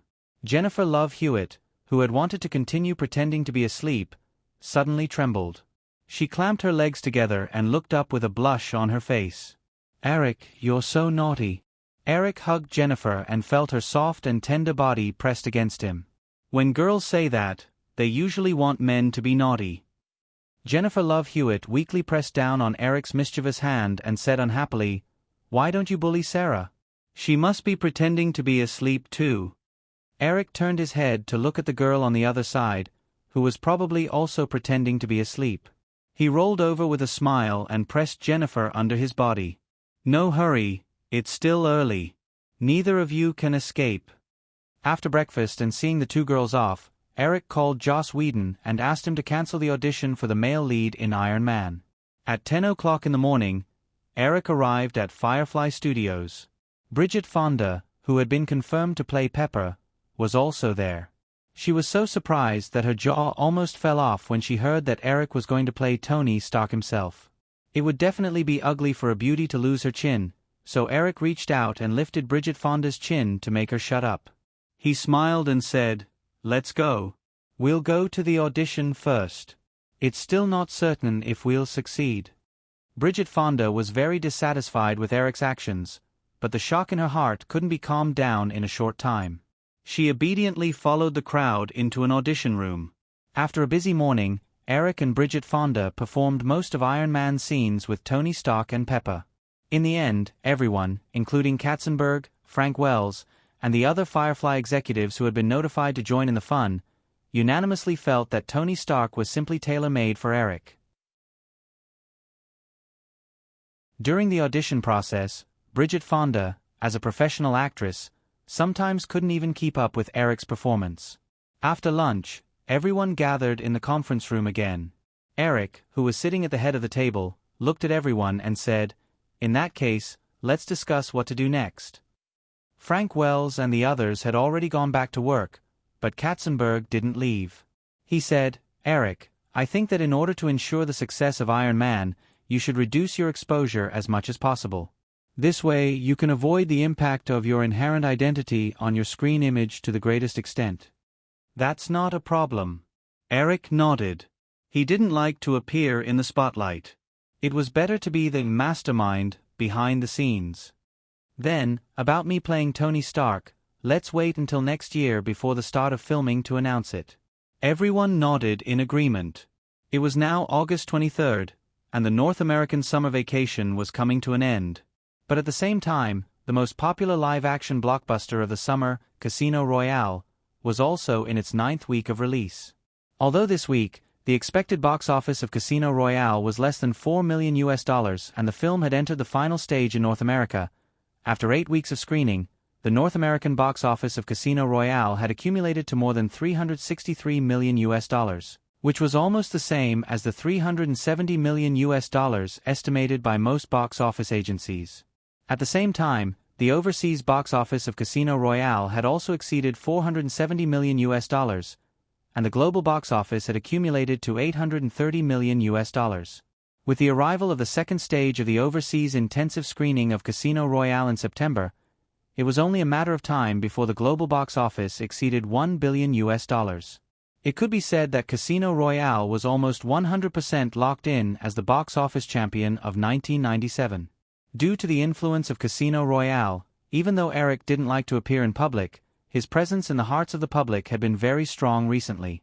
In this case, it was naturally not appropriate to immediately announce the news that he would play Tony Stark.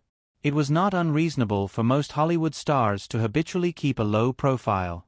If the media exposure was too frequent, when the audience saw them on the big screen, it might be difficult for them to have a sense of identity with the character. After discussing the media operation surrounding Eric's participation in Iron Man, they naturally couldn't escape the issue of remuneration. Although Pierce Brosnan had caused a stir over the remuneration of 007 sequel, Eric himself was actually the one who received the most remuneration in the entire Casino Royale project team. His salary contract was a base salary of $8 million and a 10% share of the global box office. Although the share of the box office this time wasn't calculated according to the actual global box office, but rather 10% of the studio's share of the global box office that MGM received from the global box office, Eric's final remuneration would not be less than $50 million, given that Casino Royale's global box office was going to hit $1 billion worldwide. Of course, in the entire Hollywood, perhaps no one would think that Eric shouldn't be paid so much. Strictly speaking, Eric actually took the initiative to lower his remuneration standards. After all, if it was other Hollywood directors who made a movie with a global box office of $1 billion, they definitely wouldn't stop until they took $100 million. Now, Eric was going to change his identity to play Tony Stark. If they were serious, the remuneration was really difficult to calculate. Whether it was MGM or Firefly, although the control was firmly in the hands of Eric, the equity didn't completely belong to Eric alone. Therefore, even if he was shooting his own company's movie, his own interests and the company's interests still had to be clearly divided. Otherwise, he would inevitably encounter some unnecessary entanglements in the future.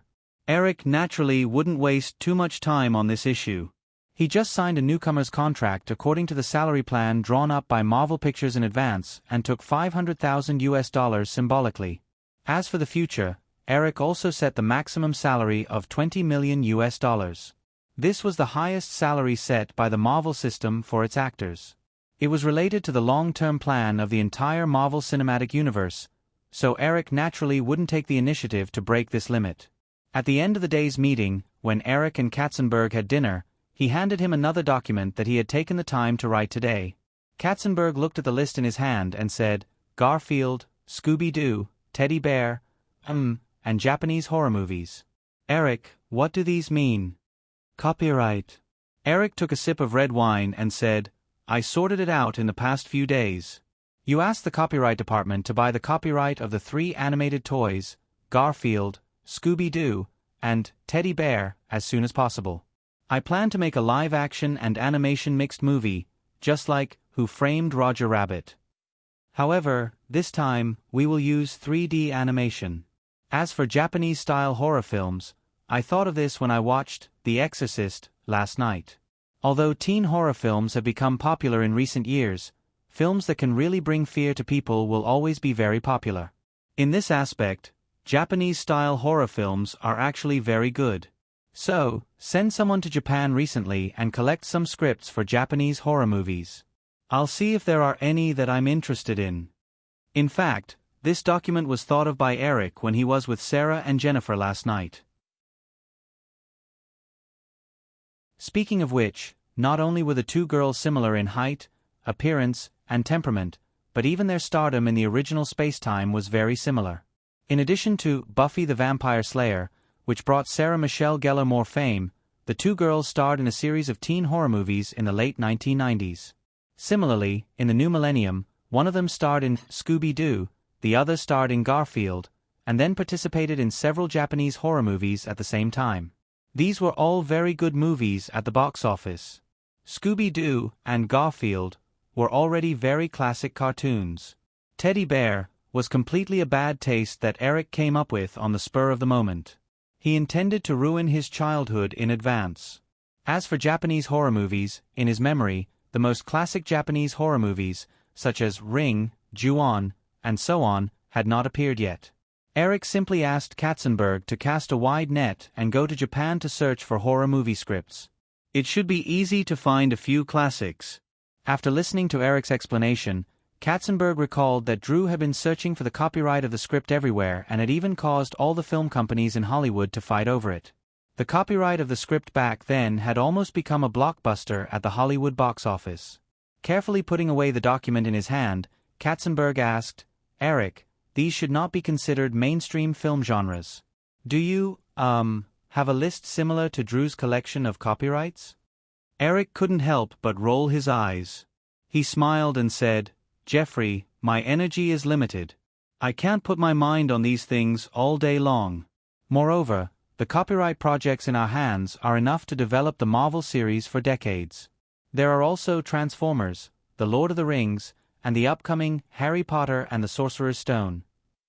I dare say that any one of these is almost enough for a film company to eat for 8 to 10 years. Katzenberg grinned and said, Of course, but the more good projects there are, the better. Well, I will get someone to contact the copyright holders as soon as possible. Which of the 3 live-action animated movies do you plan to produce first? I personally participated in Who Framed Roger Rabbit. This type of movie needs to be prepared for a long time in advance. Eric only had some general impressions of Scooby-Doo and Garfield. The one he had really watched was Teddy Bear. However, he had some experience. Sequels of this type of movie were usually relatively poor at the box office because the audience would easily lose interest after watching the first movie. Then, Teddy Bear. After thinking about it, Eric smiled and said to Katzenberg, "Buy the copyright first, and I will come up with a rough plan." After leaving the Sharp Corner Manor, Sarah Michelle Gellar and Jennifer Love Hewitt had been thinking for the next few days that perhaps the night with Eric was a dream. At least, the thrill was very good. Eric Williams even personally made breakfast for them. They naturally wanted to get something from Eric, but this kind of thing usually couldn't be said too straightforwardly. They also heard that many girls in Hollywood slept with directors or producers but still got nothing. They wanted to calm themselves down as much as possible and treat it as a dream. However, on the third day, they still received good news. They received a notification from their agent that the two heroines of I Know What You Did Last Summer fell on them. Remembering that Eric said that the two of them were not suitable to appear in the same movie, the two girls naturally felt that this matter must be the result of Eric's intervention. But then, the two girls felt an inexplicable sense of loss in their hearts. Perhaps, after getting these two roles, Eric would definitely not have any contact with them in the future. After all, it was a deal. But this time, the two girls guessed wrong. Eric devoted the following days to the audition for the supporting role in Iron Man, and unconsciously forgot about this matter. He thought about giving the two heroines of Garfield and Scooby-Doo to Jennifer and Sarah again in the future, but this was completely from the perspective that the two of them were really suitable for these films. Although there was never a shortage of crew members in Hollywood who used their roles to make certain transactions, Eric never had this kind of thought. After all, in order for a movie to be successful, this kind of self-control was necessary. If a movie's casting wasn't good, it would lose millions of dollars. Anyone who was slightly more rational in Hollywood would understand this. No woman was worth that much money.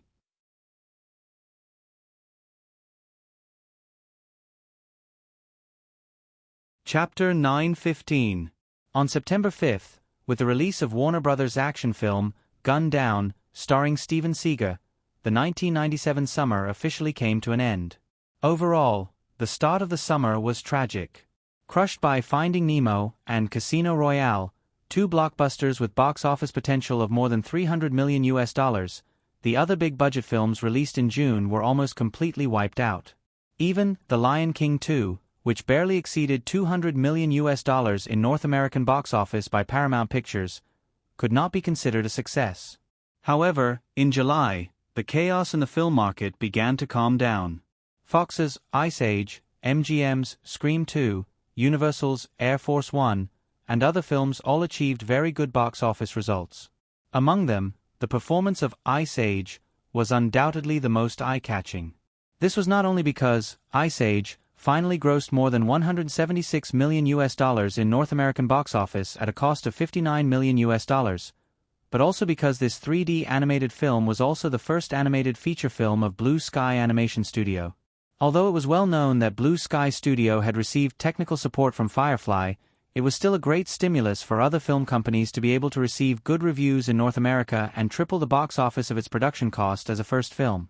In addition to Casino Royale, this summer's most outstanding box office performance was The Lion King 2, Finding Nemo, and Ice Age, which were released one after another.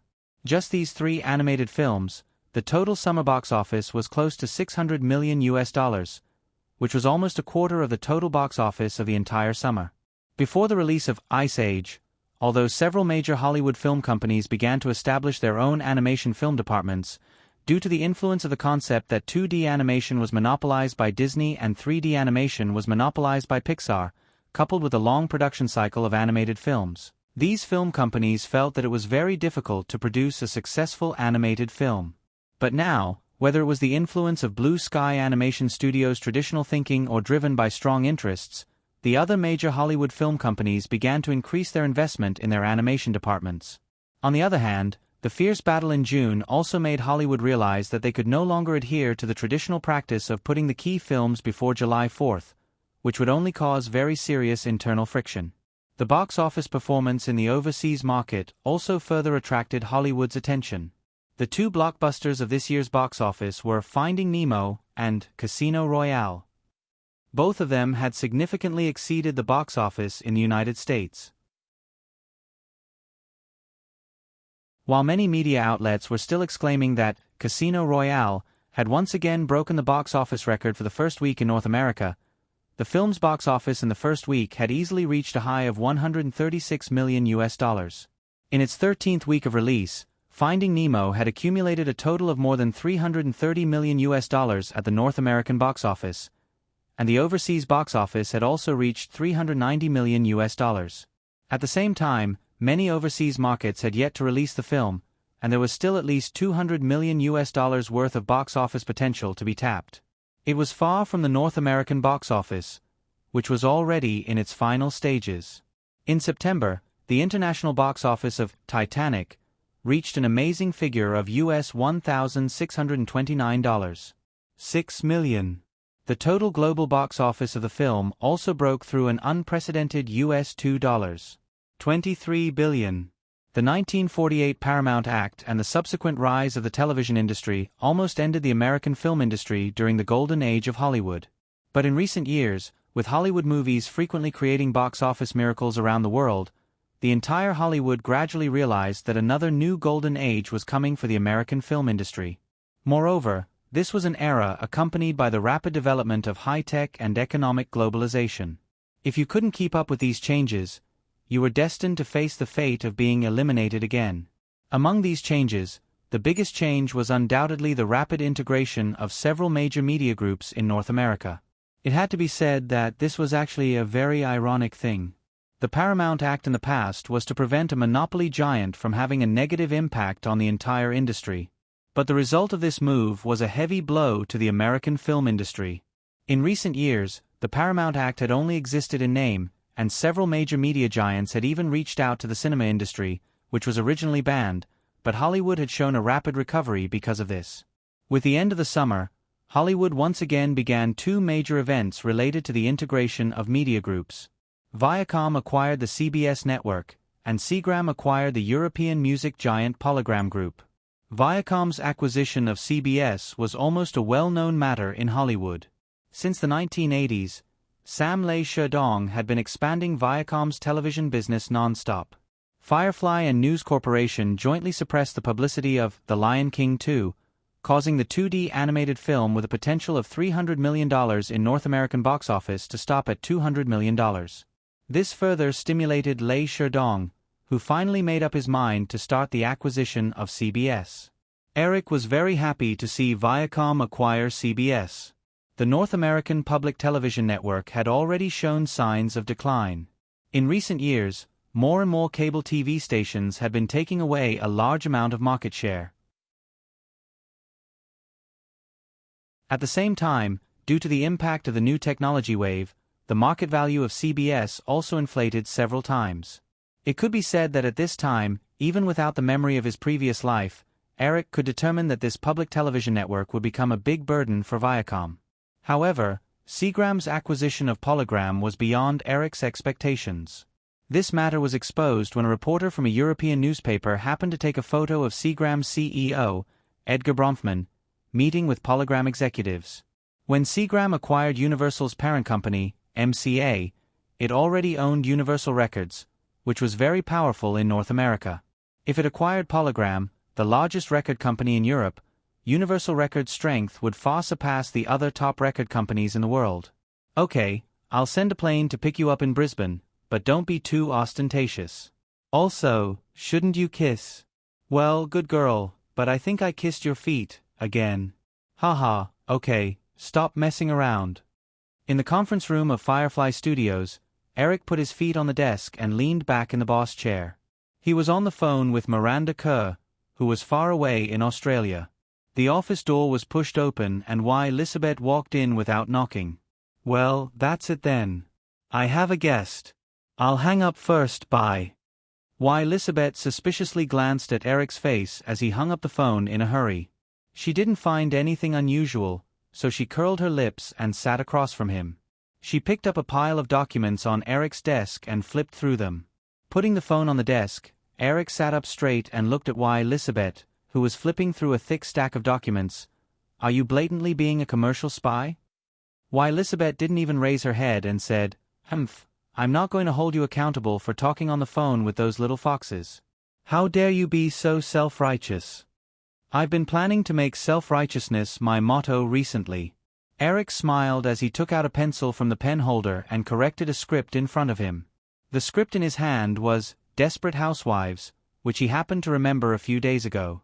Eric spent a few hours writing a simple script idea and then threw it to the original screenwriter of Desperate Housewives, Mark Chelly. Mark Chelly was just a very inconspicuous person in Hollywood, so he was naturally conscientious.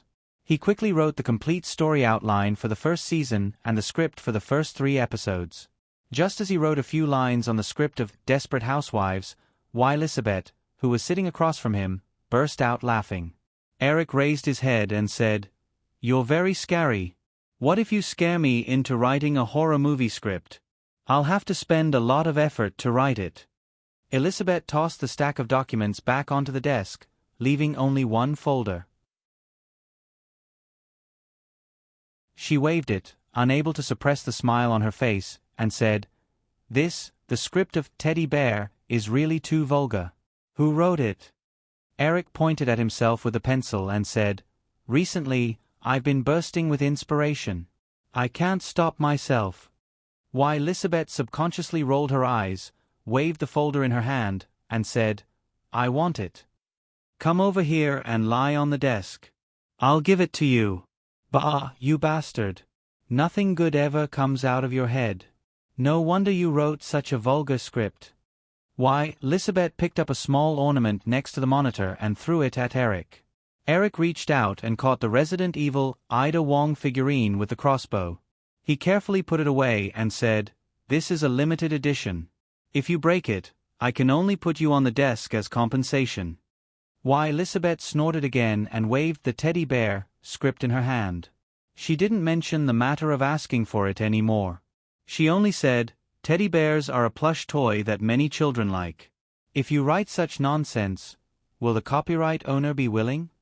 Generally, when the copyright owner is unwilling, I think there are only 2 reasons. One is that they didn't give enough money, and the other is that they didn't give enough money. Eric said with a smile, Anyway, Firefly has already signed the copyright agreement with them. How we write the script has nothing to do with them. Humph, I don't even need to think to know that they must have been deceived by you. They must think that you want to make Teddy Bear into a Disney-style children's story. If they knew in advance that the script would be so vulgar, they probably wouldn't have sold it even if they were beaten to death. Eric smiled and said, That's not necessarily the case. It still depends on whether they give enough money. However, when this movie is produced, it will definitely be R-rated. Children won't be able to watch it at all, so it won't affect them much. Okay, what's the matter? Don't tell me you suddenly missed me so much that you ran over here. If I remember correctly, we just met the night before yesterday? Who would miss you? Elizabeth pouted and took out a folder from her handbag. This is the script for Shrek that Chris Wedge and the others have just completed. Help me take a look. Eric reached out and took it. He opened it and said, Why didn't you send it directly to my email? Wouldn't it be more convenient? Everyone is in a hurry. Who knows when you will reply if I send it over by email? I don't plan to leave this afternoon. Help me finish reading it and give me your suggestions. And that's all. Okay. Eric smiled and nodded. Then help me make a cup of coffee first. Add a piece of sugar and more milk. Elizabeth pretended to grab the Ada Wong figurine before standing up and walking out of Eric's office. After a while, she placed the coffee in front of Eric and said, Didn't you say that Seagram wants to buy the polygram? Don't you feel anything at all? Eric twirled the pencil in his hand and asked casually, What do I feel? If I say yes, have you ever thought of snatching the polygram? Recently, there have been more comments attacking the Firefly player for condoning music piracy. I only know that Firefly Records' performance will increase by more than 50% this year. Although digital music only accounts for 10% of the revenue, they are smart enough to know where the industry's development trend is in the future. When it comes to new technology, forcefully blocking it will only lead to self-destruction. Perhaps Siemens wants to sell the Polygram now because they are considering the rise of digital music in the next few years. Then Seagram is an idiot. Can't they see this? It's not about being an idiot. Edgar Bronfman was able to snatch the position of CEO from his family. I don't think he's too stupid. Of course, I don't think he's too smart either. It's just that, like Lei Sherdong, many people only see the short-term benefits in front of them and don't want to think too far ahead. Elizabeth nodded thoughtfully and said with a smile, "You're thinking very far ahead. Firefly hasn't expanded in the past 2 years. I'm afraid the annual growth rate will drop very soon." Eric wrote another line on the script in his hand and continued, "Even if Firefly's performance stops growing, it's enough for the other Hollywood studios to catch up for a few years. Moreover, it's not certain if it will stop growing. It's not like you don't know about the economic bubble in the past few years. Firefly isn't a listed company and can't enjoy too much of the dividends from the bubble. Therefore, expanding now is not a wise thing to do. After 2 years, when the bubble bursts, it'll be time for Firefly to show its strength." Then what do you think of Seagram's acquisition of the Polygram? Eric remembered that in the original space-time, the media companies had been integrated. Only the global media group was still changing owners after entering the new century. He said, "I can only say that once Seagram completes the acquisition of the Polygram, this company will become a hot potato in the future. Whoever takes it will be unlucky."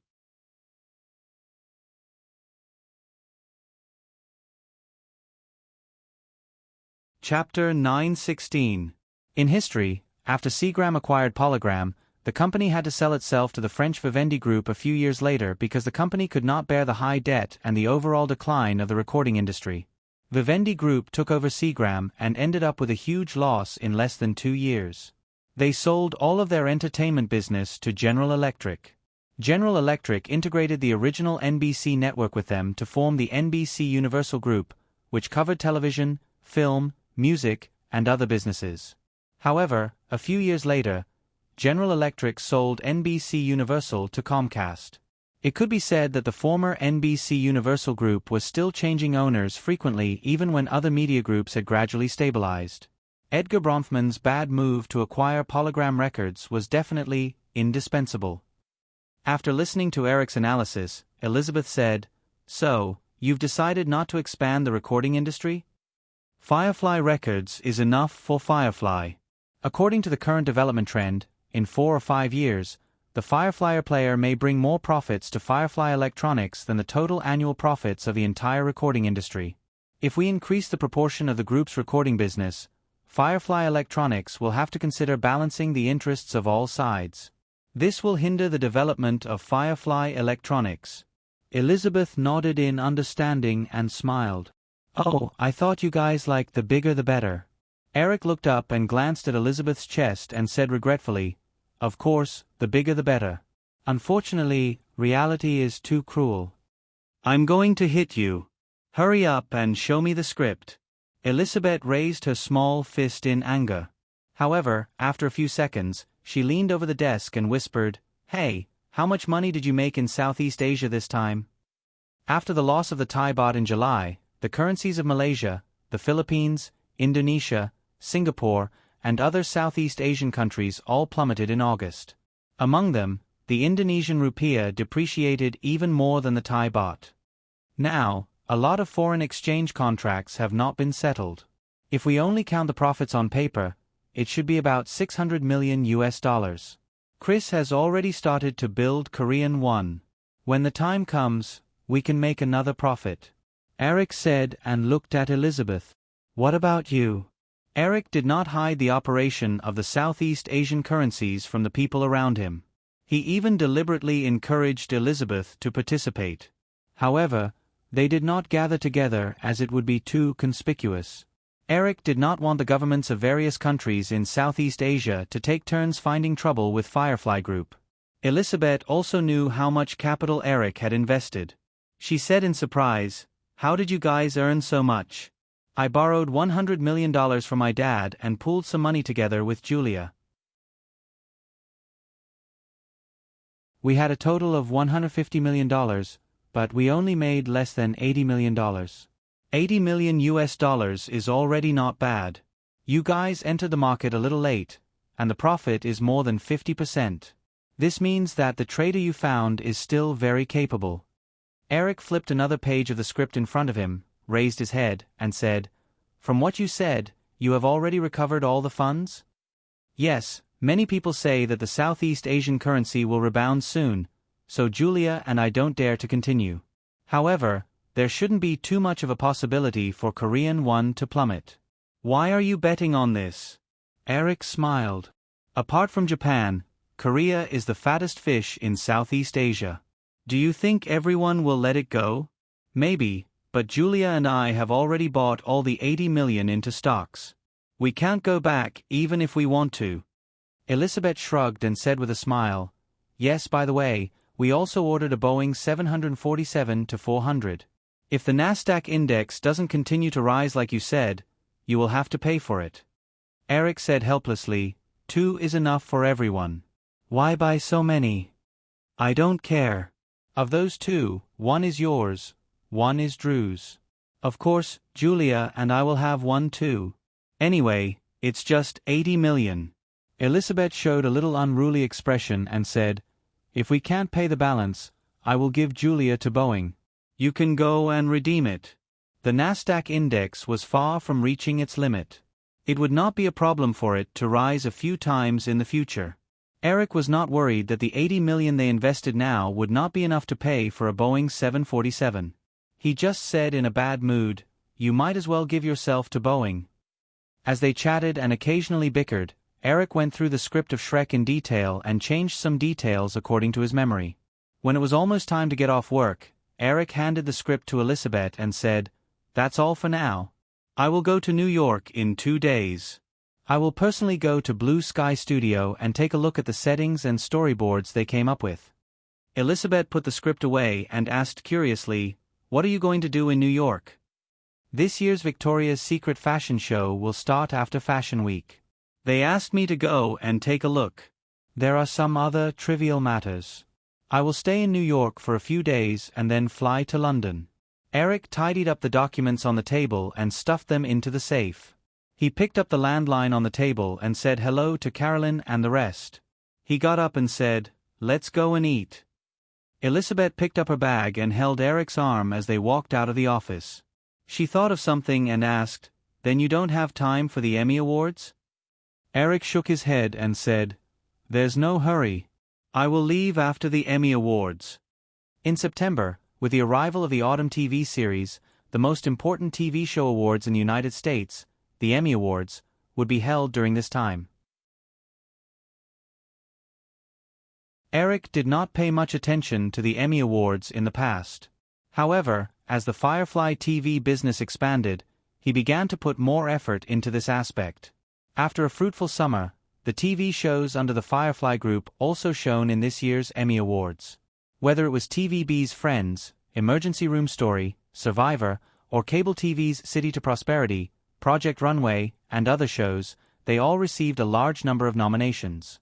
Under the management of Harvey Weinstein, FFM's Machida Family received 16 nominations and became the most dazzling new star in this year's Emmy Awards.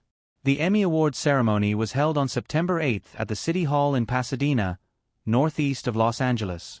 This was a 20-year tradition of the Emmy Awards. The Emmy Awards started early and the entire ceremony only lasted 2 hours. When the ceremony ended, it was only 8 o'clock in the evening in the western United States. In the end, Machida Family won 7 awards in the drama category, including Best Drama Series, Best Actor, and Best Actress with 16 nominations. It was the biggest winner of this year's Emmy Awards. The celebration party was held at the Sunset Tower Hotel on Sunset Boulevard. Eric did not attend the Emmy Awards ceremony in person. He only came to Firefly's celebration party after the ceremony ended. Although FFM TV was under the management of Harvey Weinstein, the control was still in Firefly's hands. Therefore, the celebration party for Machida family was not separated. When he walked into the banquet hall, Harvey Weinstein was the first to greet him. He hugged Eric and teased him, "Hey, Eric, you came alone again tonight?" Eric was used to attending all kinds of events alone. It was not the first time he heard Harvey's teasing. However, when he heard Harvey's words, Eric suddenly remembered something. He subconsciously scanned the banquet hall. Before Eric could discover anything, Robert Iger and Sweeney and the others who came from New York came over and blocked Eric's view. Eric could only smile and greet them one by one. How long would it take to forget someone? The real answer was that it was impossible as long as you were alive. The only thing she could do was to make herself not care. The last time was when she secretly gave him a tie. She did not sign it, so she did not get a response. She cried the whole night and decided to forget that guy. For 6 years, although they lived in the same city, she had always tried to make herself and him as two parallel lines. She thought that she would slowly become indifferent. However, he did appear at the Emmy Awards celebration party, which she originally thought he would not attend. Thus, she became absent-minded all of a sudden. She couldn't help but look in his direction. She saw him being surrounded by people, talking and laughing with others, weaving in and out of the crowd to socialize, and seeing him walking towards her. "Hi, Anne." Eric greeted the rest of the cast of Friends, before turning to Jennifer Aniston. However, his eyes curiously glanced at the tall man standing next to Jennifer Aniston. He was naturally a little disappointed, but also a little curious. He vaguely remembered that this person seemed to have appeared in a movie before, but he could not recall it at the moment. "Jenny, it's Jenny. Who abbreviates someone's last name as a nickname? You used to get it wrong all the time." Seeing his casual look, Jennifer Aniston also wanted to act more natural. She looked straight at him and raised her free left hand. However, she did not dare to reach out because she remembered that her boyfriend was next to her. Therefore, she instinctively raised her hand and grabbed his arm. "Well, I have a boyfriend too, you guy." She thought this in her heart, but her outstretched arm grabbed nothing. She turned her head and happened to see the man next to her deliberately dodge. His expression was obviously guilty, as if he wanted to draw a line between them. She was stunned for a few seconds, and a strong sense of grievance suddenly surged up. Coward, bastard, traitor, coward. Why am I so unlucky? She wanted to pour the glass of champagne in her hand over, but suddenly she lost all her strength. The glass fell to the ground, and she squatted on the ground and cried. It was a mess. The sudden change of events made the entire hall suddenly quiet down. I'm sorry, Mr. Williams." The man standing next to Jennifer Aniston also woke up at this time. He apologized to Eric, but he stood there helplessly. "Go, don't stay here anymore." Eric glanced at the man and ignored him. He handed the glass of champagne in his hand to the person next to him. He squatted down and looked at the girl who buried her head and cried unscrupulously. He reached out and carried her out of the banquet hall. Robert Iger followed and looked at Jennifer Aniston, who was curled up in Eric's arms, and whispered, "Eric, what's going on?" Eric did not answer, but said, "You arrange it. I don't want to see a word about this in the newspaper tomorrow." Robert Iger had a headache. It was not easy to cover up such a big commotion. However, he noticed that Eric's expression did not leave any room for negotiation, so he still forced himself to say, "Okay." When they came to the parking lot, he asked the bodyguards to get out of the car. Eric put the girl in the passenger seat and personally drove away from the Sunset Tower Hotel. After a while, the girl, who was curled up in the leather seat, finally stopped crying, but she did not dare to look up. She asked in a low voice, "Where are you taking me?" "I'll take you home." "Where do you live now?" "I'm not going back." "Okay." Eric responded and continued to drive. There was another silence. Jennifer Aniston's chin was on her knees, and she quietly looked at the lights passing by outside the car window. She suddenly said, "This is Bel Air." Eric also looked out. The Bel Air community was also a wealthy area comparable to Beverly Hills.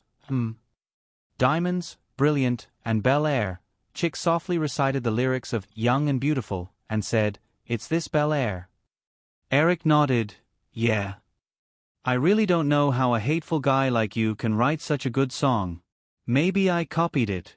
The girl snorted and said, "How can someone who can write such a song let you copy it?" "Well, this process is a bit sci-fi. You're going to start talking nonsense again." "Did I often talk nonsense before?" Who knows, I almost forgot all about it." "You jumped out again. My public relations manager is probably going crazy now." The girl obviously didn't hear his instructions to Robert Iger, and Eric didn't explain. He nodded and said, "Well, my mind is full of news headlines. Why don't we discuss it and take the initiative to occupy the headlines?" Jennifer Aniston turned her head and looked at Eric in the driver's seat. She opened her mouth, hesitated, and said, "When you started talking nonsense, I knew it was okay. Now that you've recovered, I'll take you home." "Is a woman like me very troublesome?" Eric shook his head. "It's not troublesome at all. If I want, there's a 90% chance that I can coax you to bed again tonight." Jennifer Aniston stared at Eric angrily. "Be careful, I'll die with you." "Are you hungry?" This turn of events was a bit sudden. The girl blinked her eyes. She was inexplicably relieved that he still knew to ask her this kind of question, so she nodded honestly. "Hungry? Well, that's good. People in a hungry state have very weak willpower. So, you don't have the courage to die with me now?" The girl blinked her eyes again and shouted, "Stop the car." Eric helplessly drove the car to the side of the road, looked at the scattered street lights on the side of the road, and said, "This is not a residential area. It's dangerous to park here. Maybe we'll encounter a perverted murderer." But the girl didn't care. As soon as the car stopped, she rushed over. Her fist smashed Eric's body a few times, and then she unwillingly opened her mouth and bit Eric's shoulder. "I'm now just bite you to death."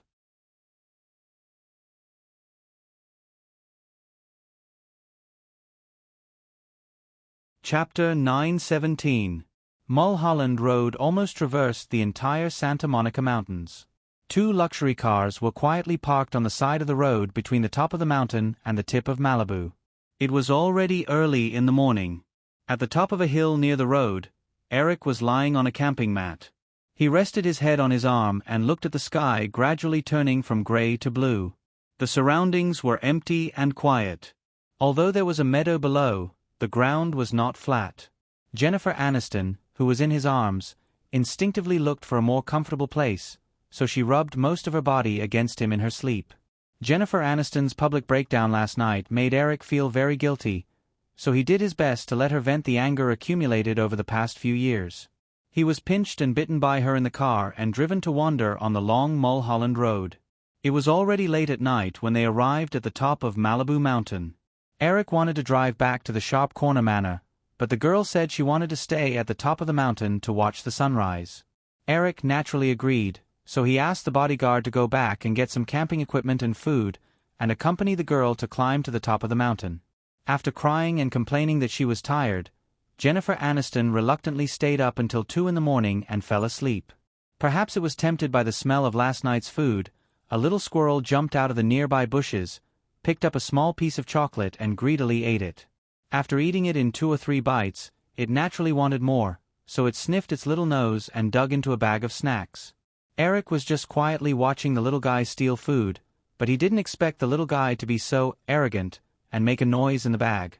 Worried that Jennifer Aniston would be woken up, Eric carefully reached out and gently flicked the little guy's big furry tail. The frightened little guy suddenly jumped forward, making a bigger noise. It got out of the bag and ran away in a panic for a long time before it stopped and cautiously looked back at Eric. It was obviously unwilling to leave. The sudden movement in the tranquil atmosphere woke the chick up. After a short moment of confusion, she recalled everything. She remembered how she had tormented Eric last night and suddenly regretted it. Was she too willful? Not daring to raise her head to look at Eric's reaction, Jennifer Aniston's small hand reached out from the blanket wrapped around them. She slid her hand under Eric's shirt collar and touched the shoulder that she had bitten last night. She could clearly feel the blood on her fingertips and even the scabs formed after the blood flowed out. Eric naturally reached out and hugged the girl's slender waist. The silk dress from last night was still on her body, and it felt very smooth to the touch. Although he joked last night that he had a 90% chance of coaxing the girl back to bed, Eric didn't do anything. However, feeling the movement of the chick, Eric habitually teased, "What's wrong? You just woke up and you can't wait to take advantage of me?" Jennifer Aniston's fingertip movement paused, but she didn't withdraw her hand.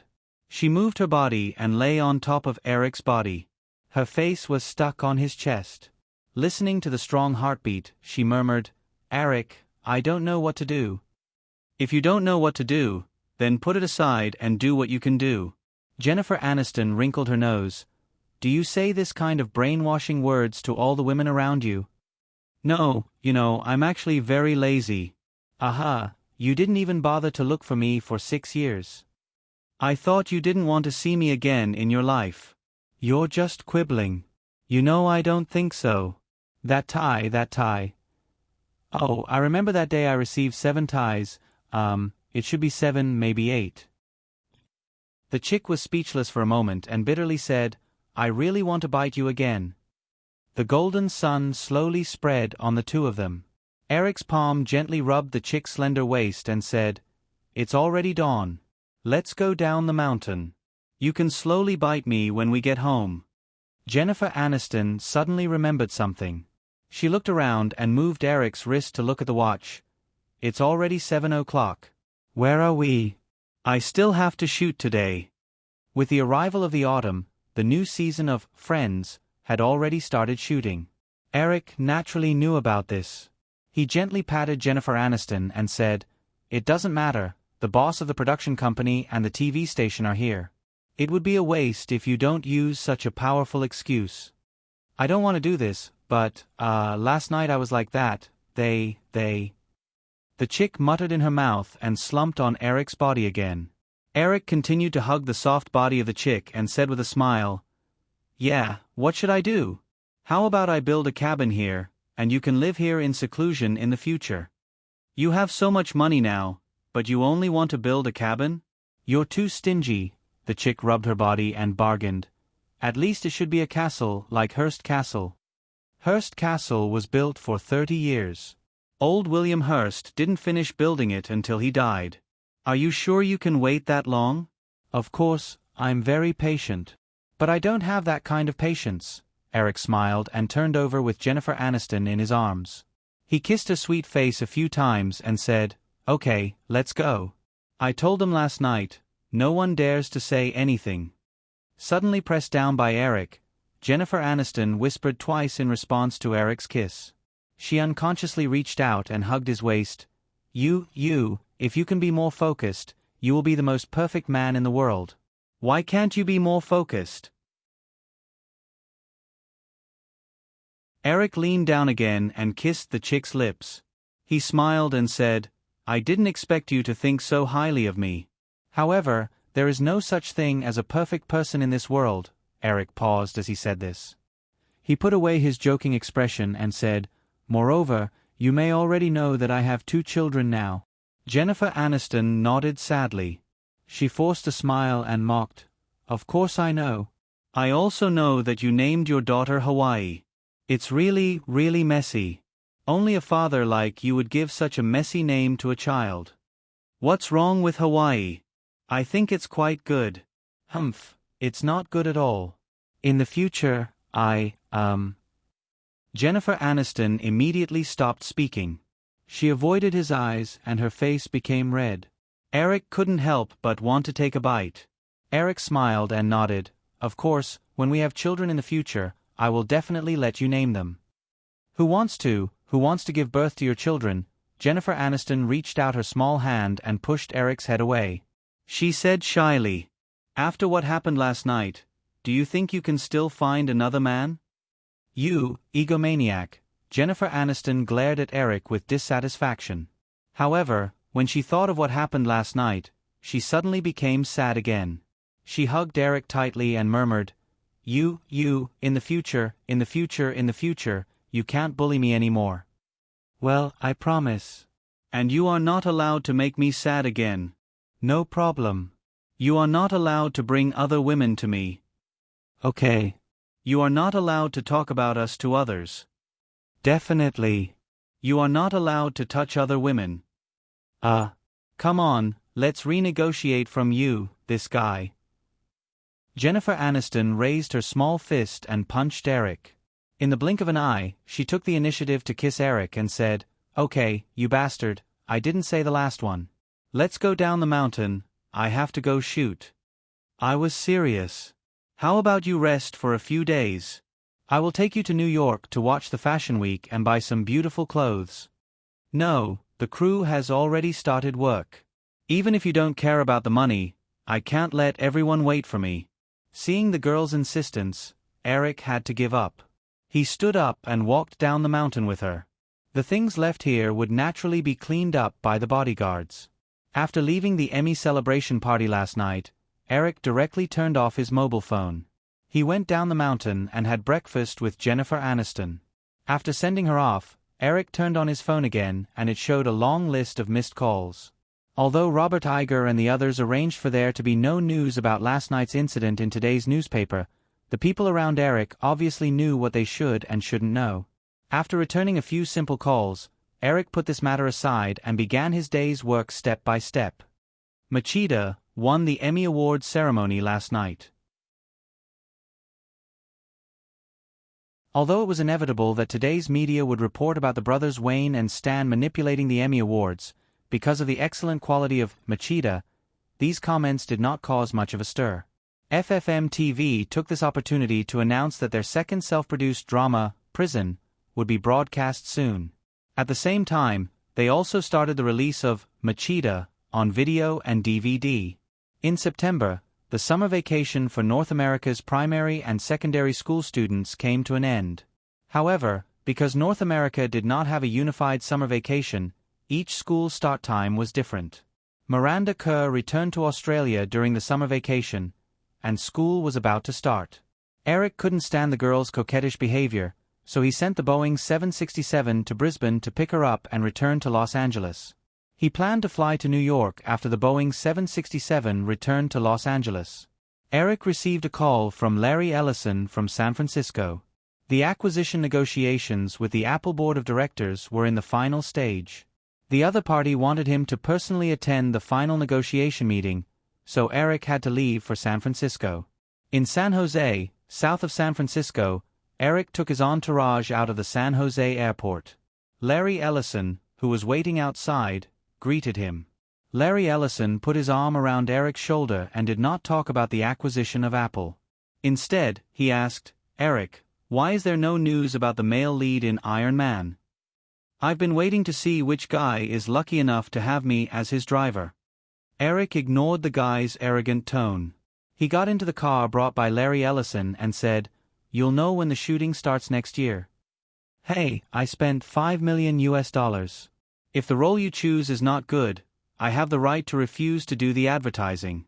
The two cars left the parking lot one after another. Eric suddenly regretted not kicking the guy into the car behind him.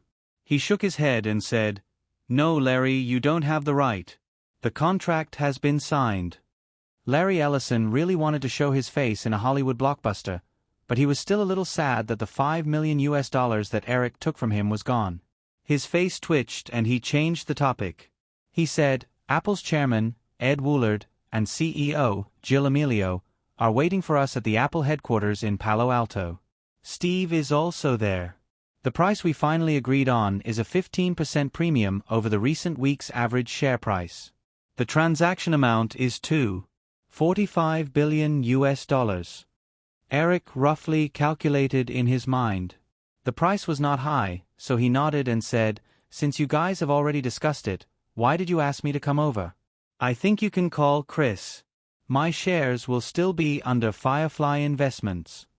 I called, Hanson seems to be very busy, and, Larry Ellison rubbed his hands and said, he said that there are some things that you can do better. Eric heard Larry Ellison's tone and had a hunch that they did not call him over for anything good. Sure enough, when he arrived at the Apple headquarters, Steve Jobs, who had obviously entered the state of mind in advance, bluntly asked Eric to reopen the licensing of ARM technology to Apple. He also took out a large stack of documents to prove that Firefly Electronics had violated the contract by forcing Apple to give up the ARM chip technology during the acquisition of ARM. In order to develop the mobile chip for the Newton tablet computer, Apple deliberately injected $5 million into ARM and became one of the major shareholders of ARM.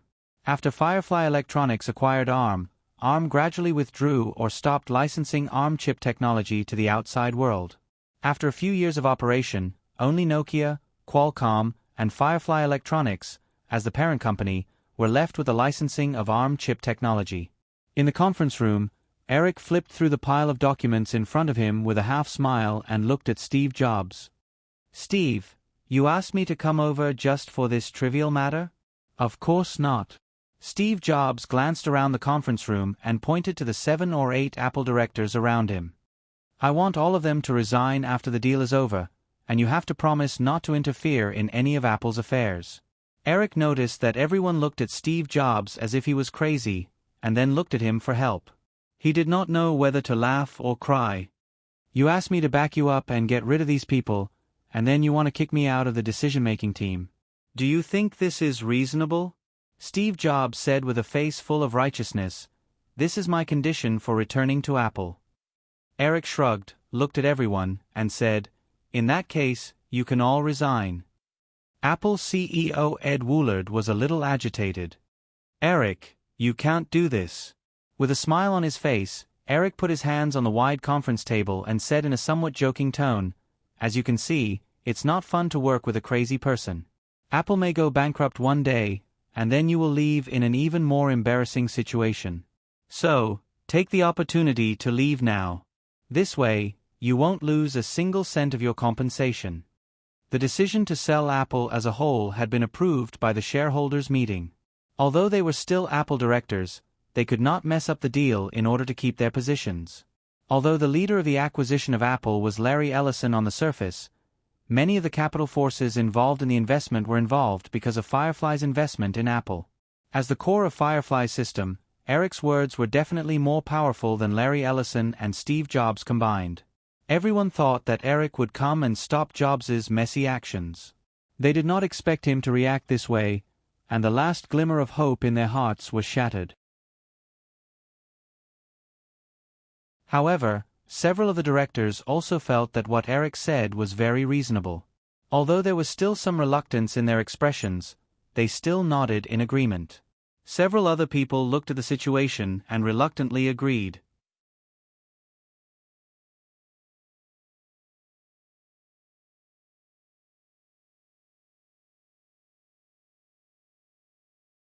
In addition, Eric looked at the members of Apple's original board of directors and said, "Although they have left, the new board of directors, Firefly Investments still wants its seat and corresponding voting rights. There is no room for negotiation. Don't threaten me with words like this is your condition for taking over Apple. Steve, to be honest, I don't care if you are willing to take over Apple again. On the contrary, everyone knows that in this meeting room, the one who cares about Apple the most is you. Now, do you have any other questions?" Steve Jobs' face was cloudy for a while. When everyone thought he was going to go berserk, Jobs stared at Eric and said again, "Apple doesn't have enough liquidity on its books. I need $300 million. Larry raised a total of $2.5 billion. After buying Apple, there is still $50 million left. I will inform everyone that this money does not need to be returned to the investors. Firefly Investment will make up another $50 million. I will give you $100 million first. The release of Yahoo's software on operating systems other than the Windows platform has been delayed, and it is very imperfect. I want the Apple operating system to be treated the same as Microsoft. I can't guarantee that Yahoo's software will be synchronized with Microsoft's on the Apple operating system, but I will instruct them to improve the imperfect areas. Anything else?" Steve Jobs thought for a while and shook his head. "That's it then. I have to go to Oakland to take a look." "I'll leave first," Eric said, nodded to the others, got up, and walked out of the meeting room. Larry Ellison gave Jobs a look. Seeing that he did not move, he reluctantly got up and sent Eric away.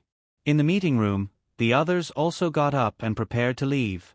Jobs was still sitting in his chair like a wooden sculpture. He watched Eric's figure disappear with a complicated look in his eyes. With the rise of Silicon Valley, a large number of billionaires who relied on high-tech industries to accumulate hundreds of millions of assets emerged. Atherton, northwest of Palo Alto, gradually became one of the most well-known wealthy areas in San Francisco. Near evening, in a mansion in the Atherton community with lush trees and pleasant scenery, Carolyn politely sent several cleaning company employees away. Back in the living room, Melanie was standing in front of a fax machine receiving information from Los Angeles, but her eyes were fixed on a long solid wood table next to her. "May, what are you looking at?" Carolyn came over and helped Melanie sort out the information. At the same time, she curiously followed Melanie's gaze and looked at the table. "You see," Melanie pointed to the long table and said, "most of the decorations in this house are warm colors. Although this table is pale yellow in color, it looks more like a cool color." Carolyn was even more puzzled. "What's wrong?" "I don't think there's anything wrong with it." "Didn't our boss say that because his obsession with cleanliness was getting worse and worse, he didn't want to stay in hotels anymore, so he bought this house?" "Cleanliness is actually a kind of obsessive-compulsive disorder," Melanie said. "Think about it. Won't he be very uncomfortable when he sees this table?" Carolyn smiled and said, "Eric isn't such a harsh person. This has nothing to do with whether the boss is harsh or not. This is an illness. Didn't someone say that the boss is very similar to Howard Hughes in the past?" Howard Hughes' obsession with cleanliness was getting worse and worse due to his obsessive-compulsive disorder. In the end, he couldn't even eat and slowly died. Carolyn's face suddenly showed a worried look. She walked around the table and said, "It shouldn't be that serious, right?" Melanie smiled and walked over. She pointed to a spot next to the fruit plate on the table and said, "This table may not be much, but you see, there's a scratch here. Although it's only a short scratch, it's very obvious. When the boss comes back, I'll point it out to him. After that, we'll be able to enjoy his restless appearance." Carolyn picked up the fruit plate and placed it on top of the scratch. After that, she raised a small face and said to Melanie, "May, you're not allowed to tease Eric like that." Melanie looked at the fruit plate that had left the center of the table and a sly smile appeared at the corner of her mouth. She nodded and said, "Okay, I won't say anything. However, I'm helping you vent your anger. That fellow clearly doesn't want to take responsibility for you, but he still keeps you by his side. He's really too hateful." Carolyn organized the information in her hands and shook her head. I don't want Eric to take responsibility for me. I'm not a child." Poor little Carolyn. Melanie walked over and hugged Carolyn. After that, the two of them organized the documents that had just been sent over from Los Angeles. These were all personal resumes. After Melanie and Carolyn left Eric's assistant office and became his personal assistants, the two girls' original positions had become vacant and needed to be filled up. The two girls organized and bound more than a dozen personal resumes together at the table. Melanie suddenly took out one of them and stared at the photo on the resume. She clicked her tongue and said, "This is really beautiful. Carolyn, for your own consideration, I suggest that you secretly throw this resume away." Carolyn helplessly snatched the resume from Melanie's hands and said with dissatisfaction, "May, we can't do that. It's very unprofessional." Carolyn said as she lowered her head and looked at the resume. It was a girl named Marissa Meyer. Although it was only a photo, she still looked very beautiful. "Oh, she's only an undergraduate student in the computer science department at Stan University. She probably doesn't meet Eric's requirements." Melanie knew that this girl wouldn't allow her to mess around, but she still picked up the resume and stuffed it at the bottom of the pile of information. Then she said, "Ms. Haynes personally interviewed her. If she doesn't meet the requirements, do you think she can appear here?" Carolyn didn't stop Melanie's little action this time. The two of them organized the information together, and the sound of a car engine could be heard outside. The two girls came out together. Eric was already looking at the mansion with great interest. This mansion, which covered an area of about 1 hectare, was bought by Eric recently. On the one hand, with the development of Firefly Electronics and other companies, he would frequently come to San Francisco in the future, and he needed a place to stay. On the other hand, Eric really didn't like to stay in hotels more and more. His current wealth was enough to support him to buy a house anywhere he was interested in, so he had this mansion.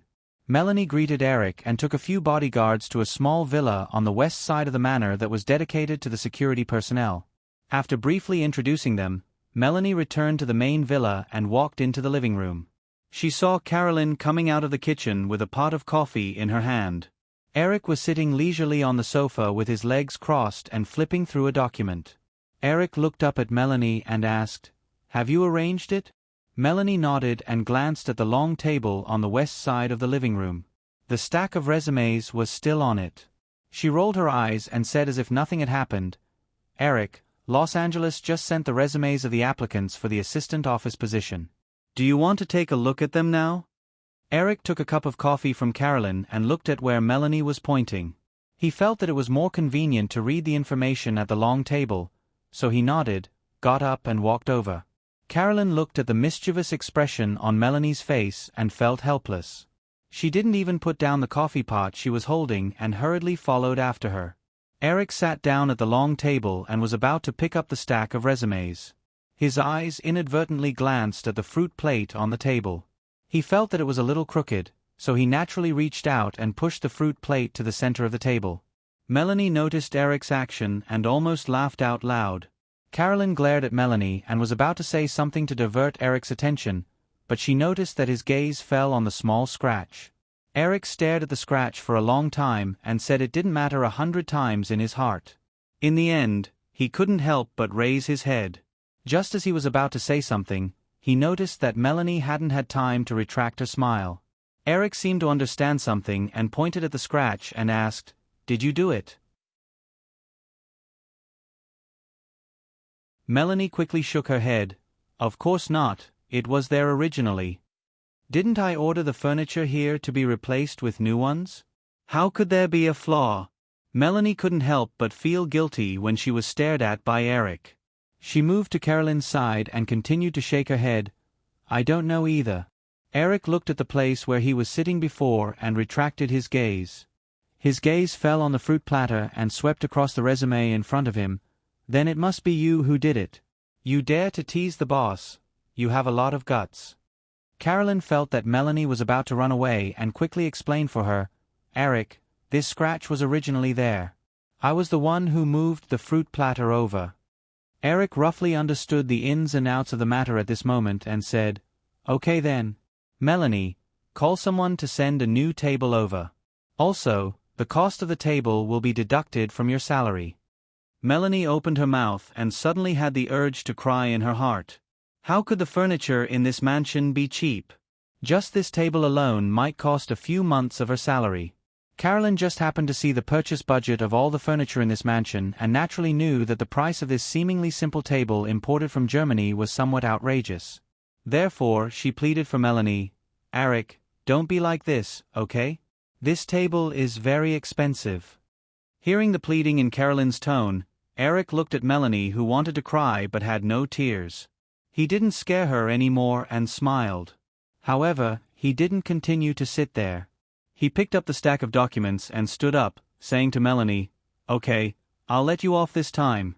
If you dare to tease me again, I'll definitely deduct a few months of your salary." Hearing this, Melanie heaved a huge sigh of relief. Although she had always complained about injustice for Carolyn in private, in reality, due to Eric's increasing wealth and power, Melanie was extremely respectful towards her boss from the depths of her heart.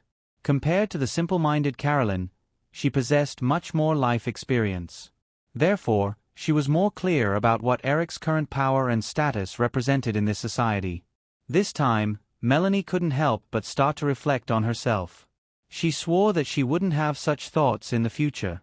After all, in her heart, she actually cared more than Carolyn about this job with rich rewards and broad prospects.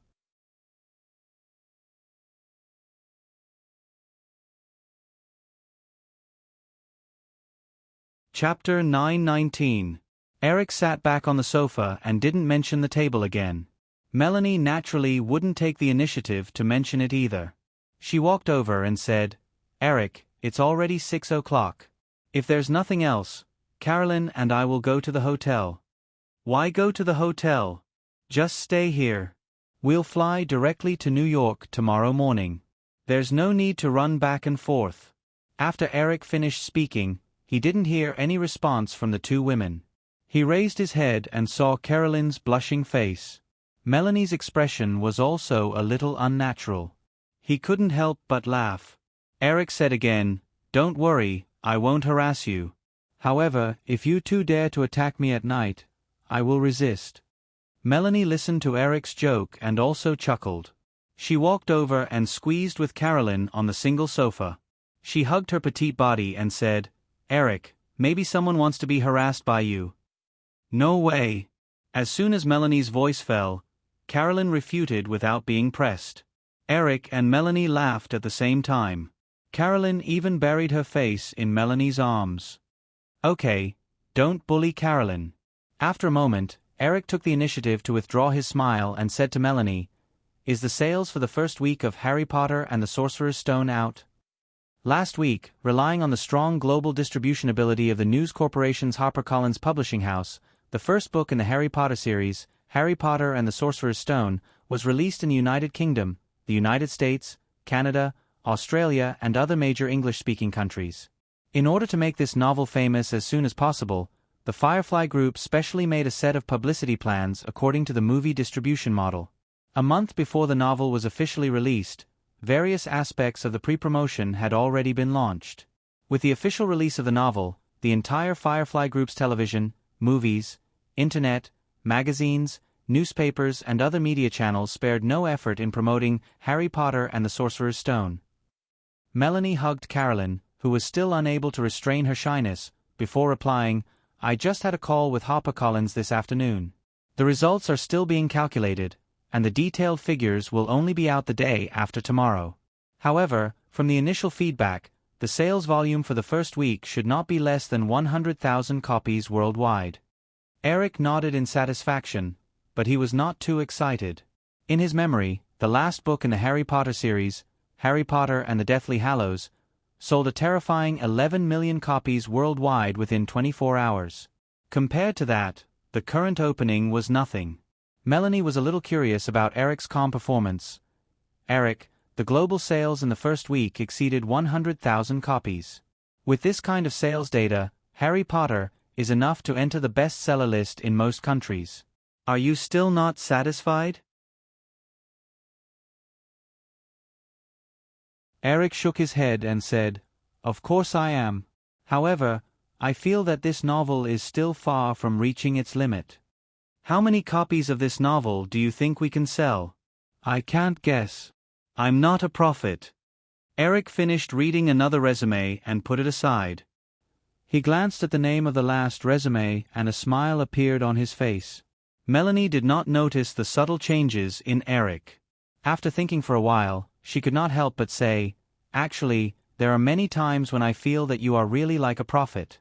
Just like this Harry Potter and the Philosopher's Stone. You seem to know in advance that it will be successful.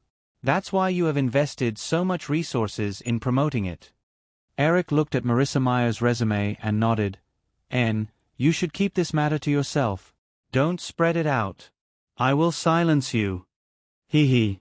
Melanie laughed and patted Carolyn's back, saying, "There is one more person here who already knows. What do you plan to do?" Carolyn finally sat up from Melanie's embrace. Her face was still red, and her eyes sparkled as she looked at Eric, before dodging his gaze. Eric did not continue to tease Carolyn after Melanie's words. He finished reading Marissa Meyer's resume and said, "She will be the one. Call Kelly and ask her to arrange the employment procedures for this young lady named Marissa Meyer." It was only then that Melanie noticed that Eric was holding the resume that she had purposely stuffed at the bottom of the stack. She opened her mouth, but when she recalled the scratch on the table, she didn't dare to reveal any other strange expressions. She took the resume from Eric and thought for a moment before saying, "Eric, don't you have to interview her personally?" She is a graduate of Stanford University. She might still be in Palo Alto. Stanford University was next to the wealthy district of Atherton. Eric only remembered it when he heard Melanie's reminder, so he nodded and said, "Call her and ask. If she is in Palo Alto, ask her to come over for breakfast tomorrow morning. If she is not, ask her to go to Los Angeles for work." As they were talking, Eric's phone rang. He picked up the phone and looked at the caller ID. He got up and said to Melanie, "I want to take a shower later. Help me prepare some hot water. Also, I will leave dinner to you. If you don't know how to cook, you can call for takeout." Looking at Eric walking to the backyard to pick up the phone, Melanie held Carolyn's face and looked at her. She said in a pitiful tone, "Sigh, I really have the life of a maid. He doesn't seem to want you to prepare the bathwater for him." Carolyn blushed again and took Melanie's hand away. She got up and pulled her, saying, "Let's go. Let's go together. I can help you." It was already evening on the west coast of the United States. In Brisbane on the east coast of Australia, it was not even 2 o'clock in the afternoon. On the road to the Brisbane airport, John Cole, who was driving his daughter to the airport, was very angry at this time. Or rather, since his daughter returned to Brisbane for the summer vacation, John Cole had been in an inexplicable anger for the past 3 months when he saw her wearing clothes, jewelry, and expensive daily necessities that he could not afford no matter what. Now, he finally could not help but explode. He almost slapped the steering wheel of the white Toyota and shouted at the rearview mirror, "So, Eric Williams specially sent a plane to pick you up. Why did he send a plane to pick you up?" She was about to leave Australia, and Miranda Kerr finally did not want to put up with her father anymore. This summer vacation, the father and daughter had broken out in small conflicts more than once. "So," she said bluntly, "Eric likes me." If they were not on the highway, John Cole would have stepped on the brakes. How could he not have guessed these things? It was just that his daughter did not say it out loud, so he could not lose his temper. Do you know how old you are now? He is committing a crime. I want to sue him." "Go ahead and sue him. In any case, I will not stand on your side." Miranda Kerr did not show any weakness and retorted, "Who knows, maybe the United States federal court will not even accept your lawsuit." John Cole slapped the steering wheel again and shouted, "Don't forget, I am your father. If I don't allow it, don't even think about going anywhere. My legs are on my body. I can go wherever I want to go." Listening to the father and daughter arguing more and more fiercely, Thales Cole, who was sitting in the co-pilot seat, quickly patted his husband's shoulder to appease him.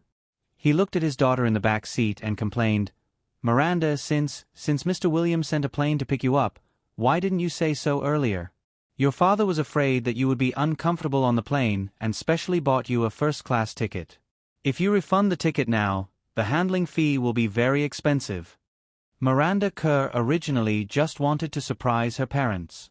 Hearing her mother say this, she said indifferently, "Mom, it's only a few $100 Australian. If it's gone, it's gone." John Cole snorted coldly. "That's right. If it's gone, it's gone.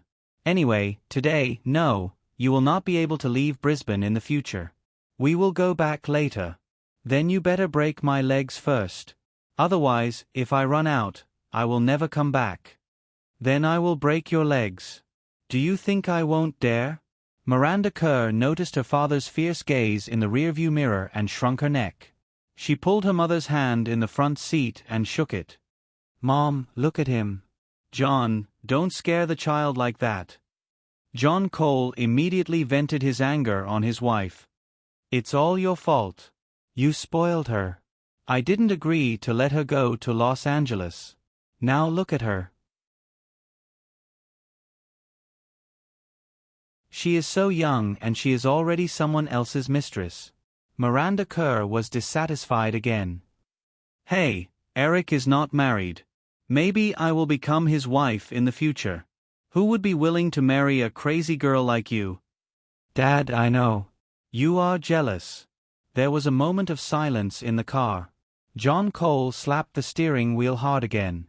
He made up his mind that when they reached the airport, He must smash Eric Williams' so-called private plane to pieces and then bring his daughter back. The Brisbane airport was next to the city by the sea. A few minutes later, the Toyota car stopped in the parking lot outside the airport. John Cole was determined to make a scene. He watched his wife take out his daughter's luggage from the trunk. He did not stop her, but he did not have any intention of helping either. Miranda Kerr had just taken out her Chanel girl's handbag when she saw a man and a woman walking towards them.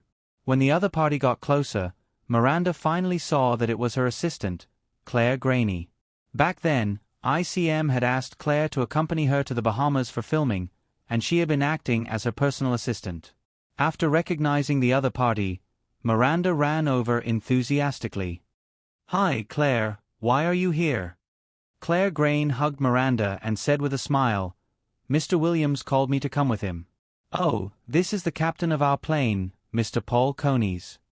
"Hello, Mr. Conies." Miranda smiled sweetly and reached out her hand to the tall middle-aged man.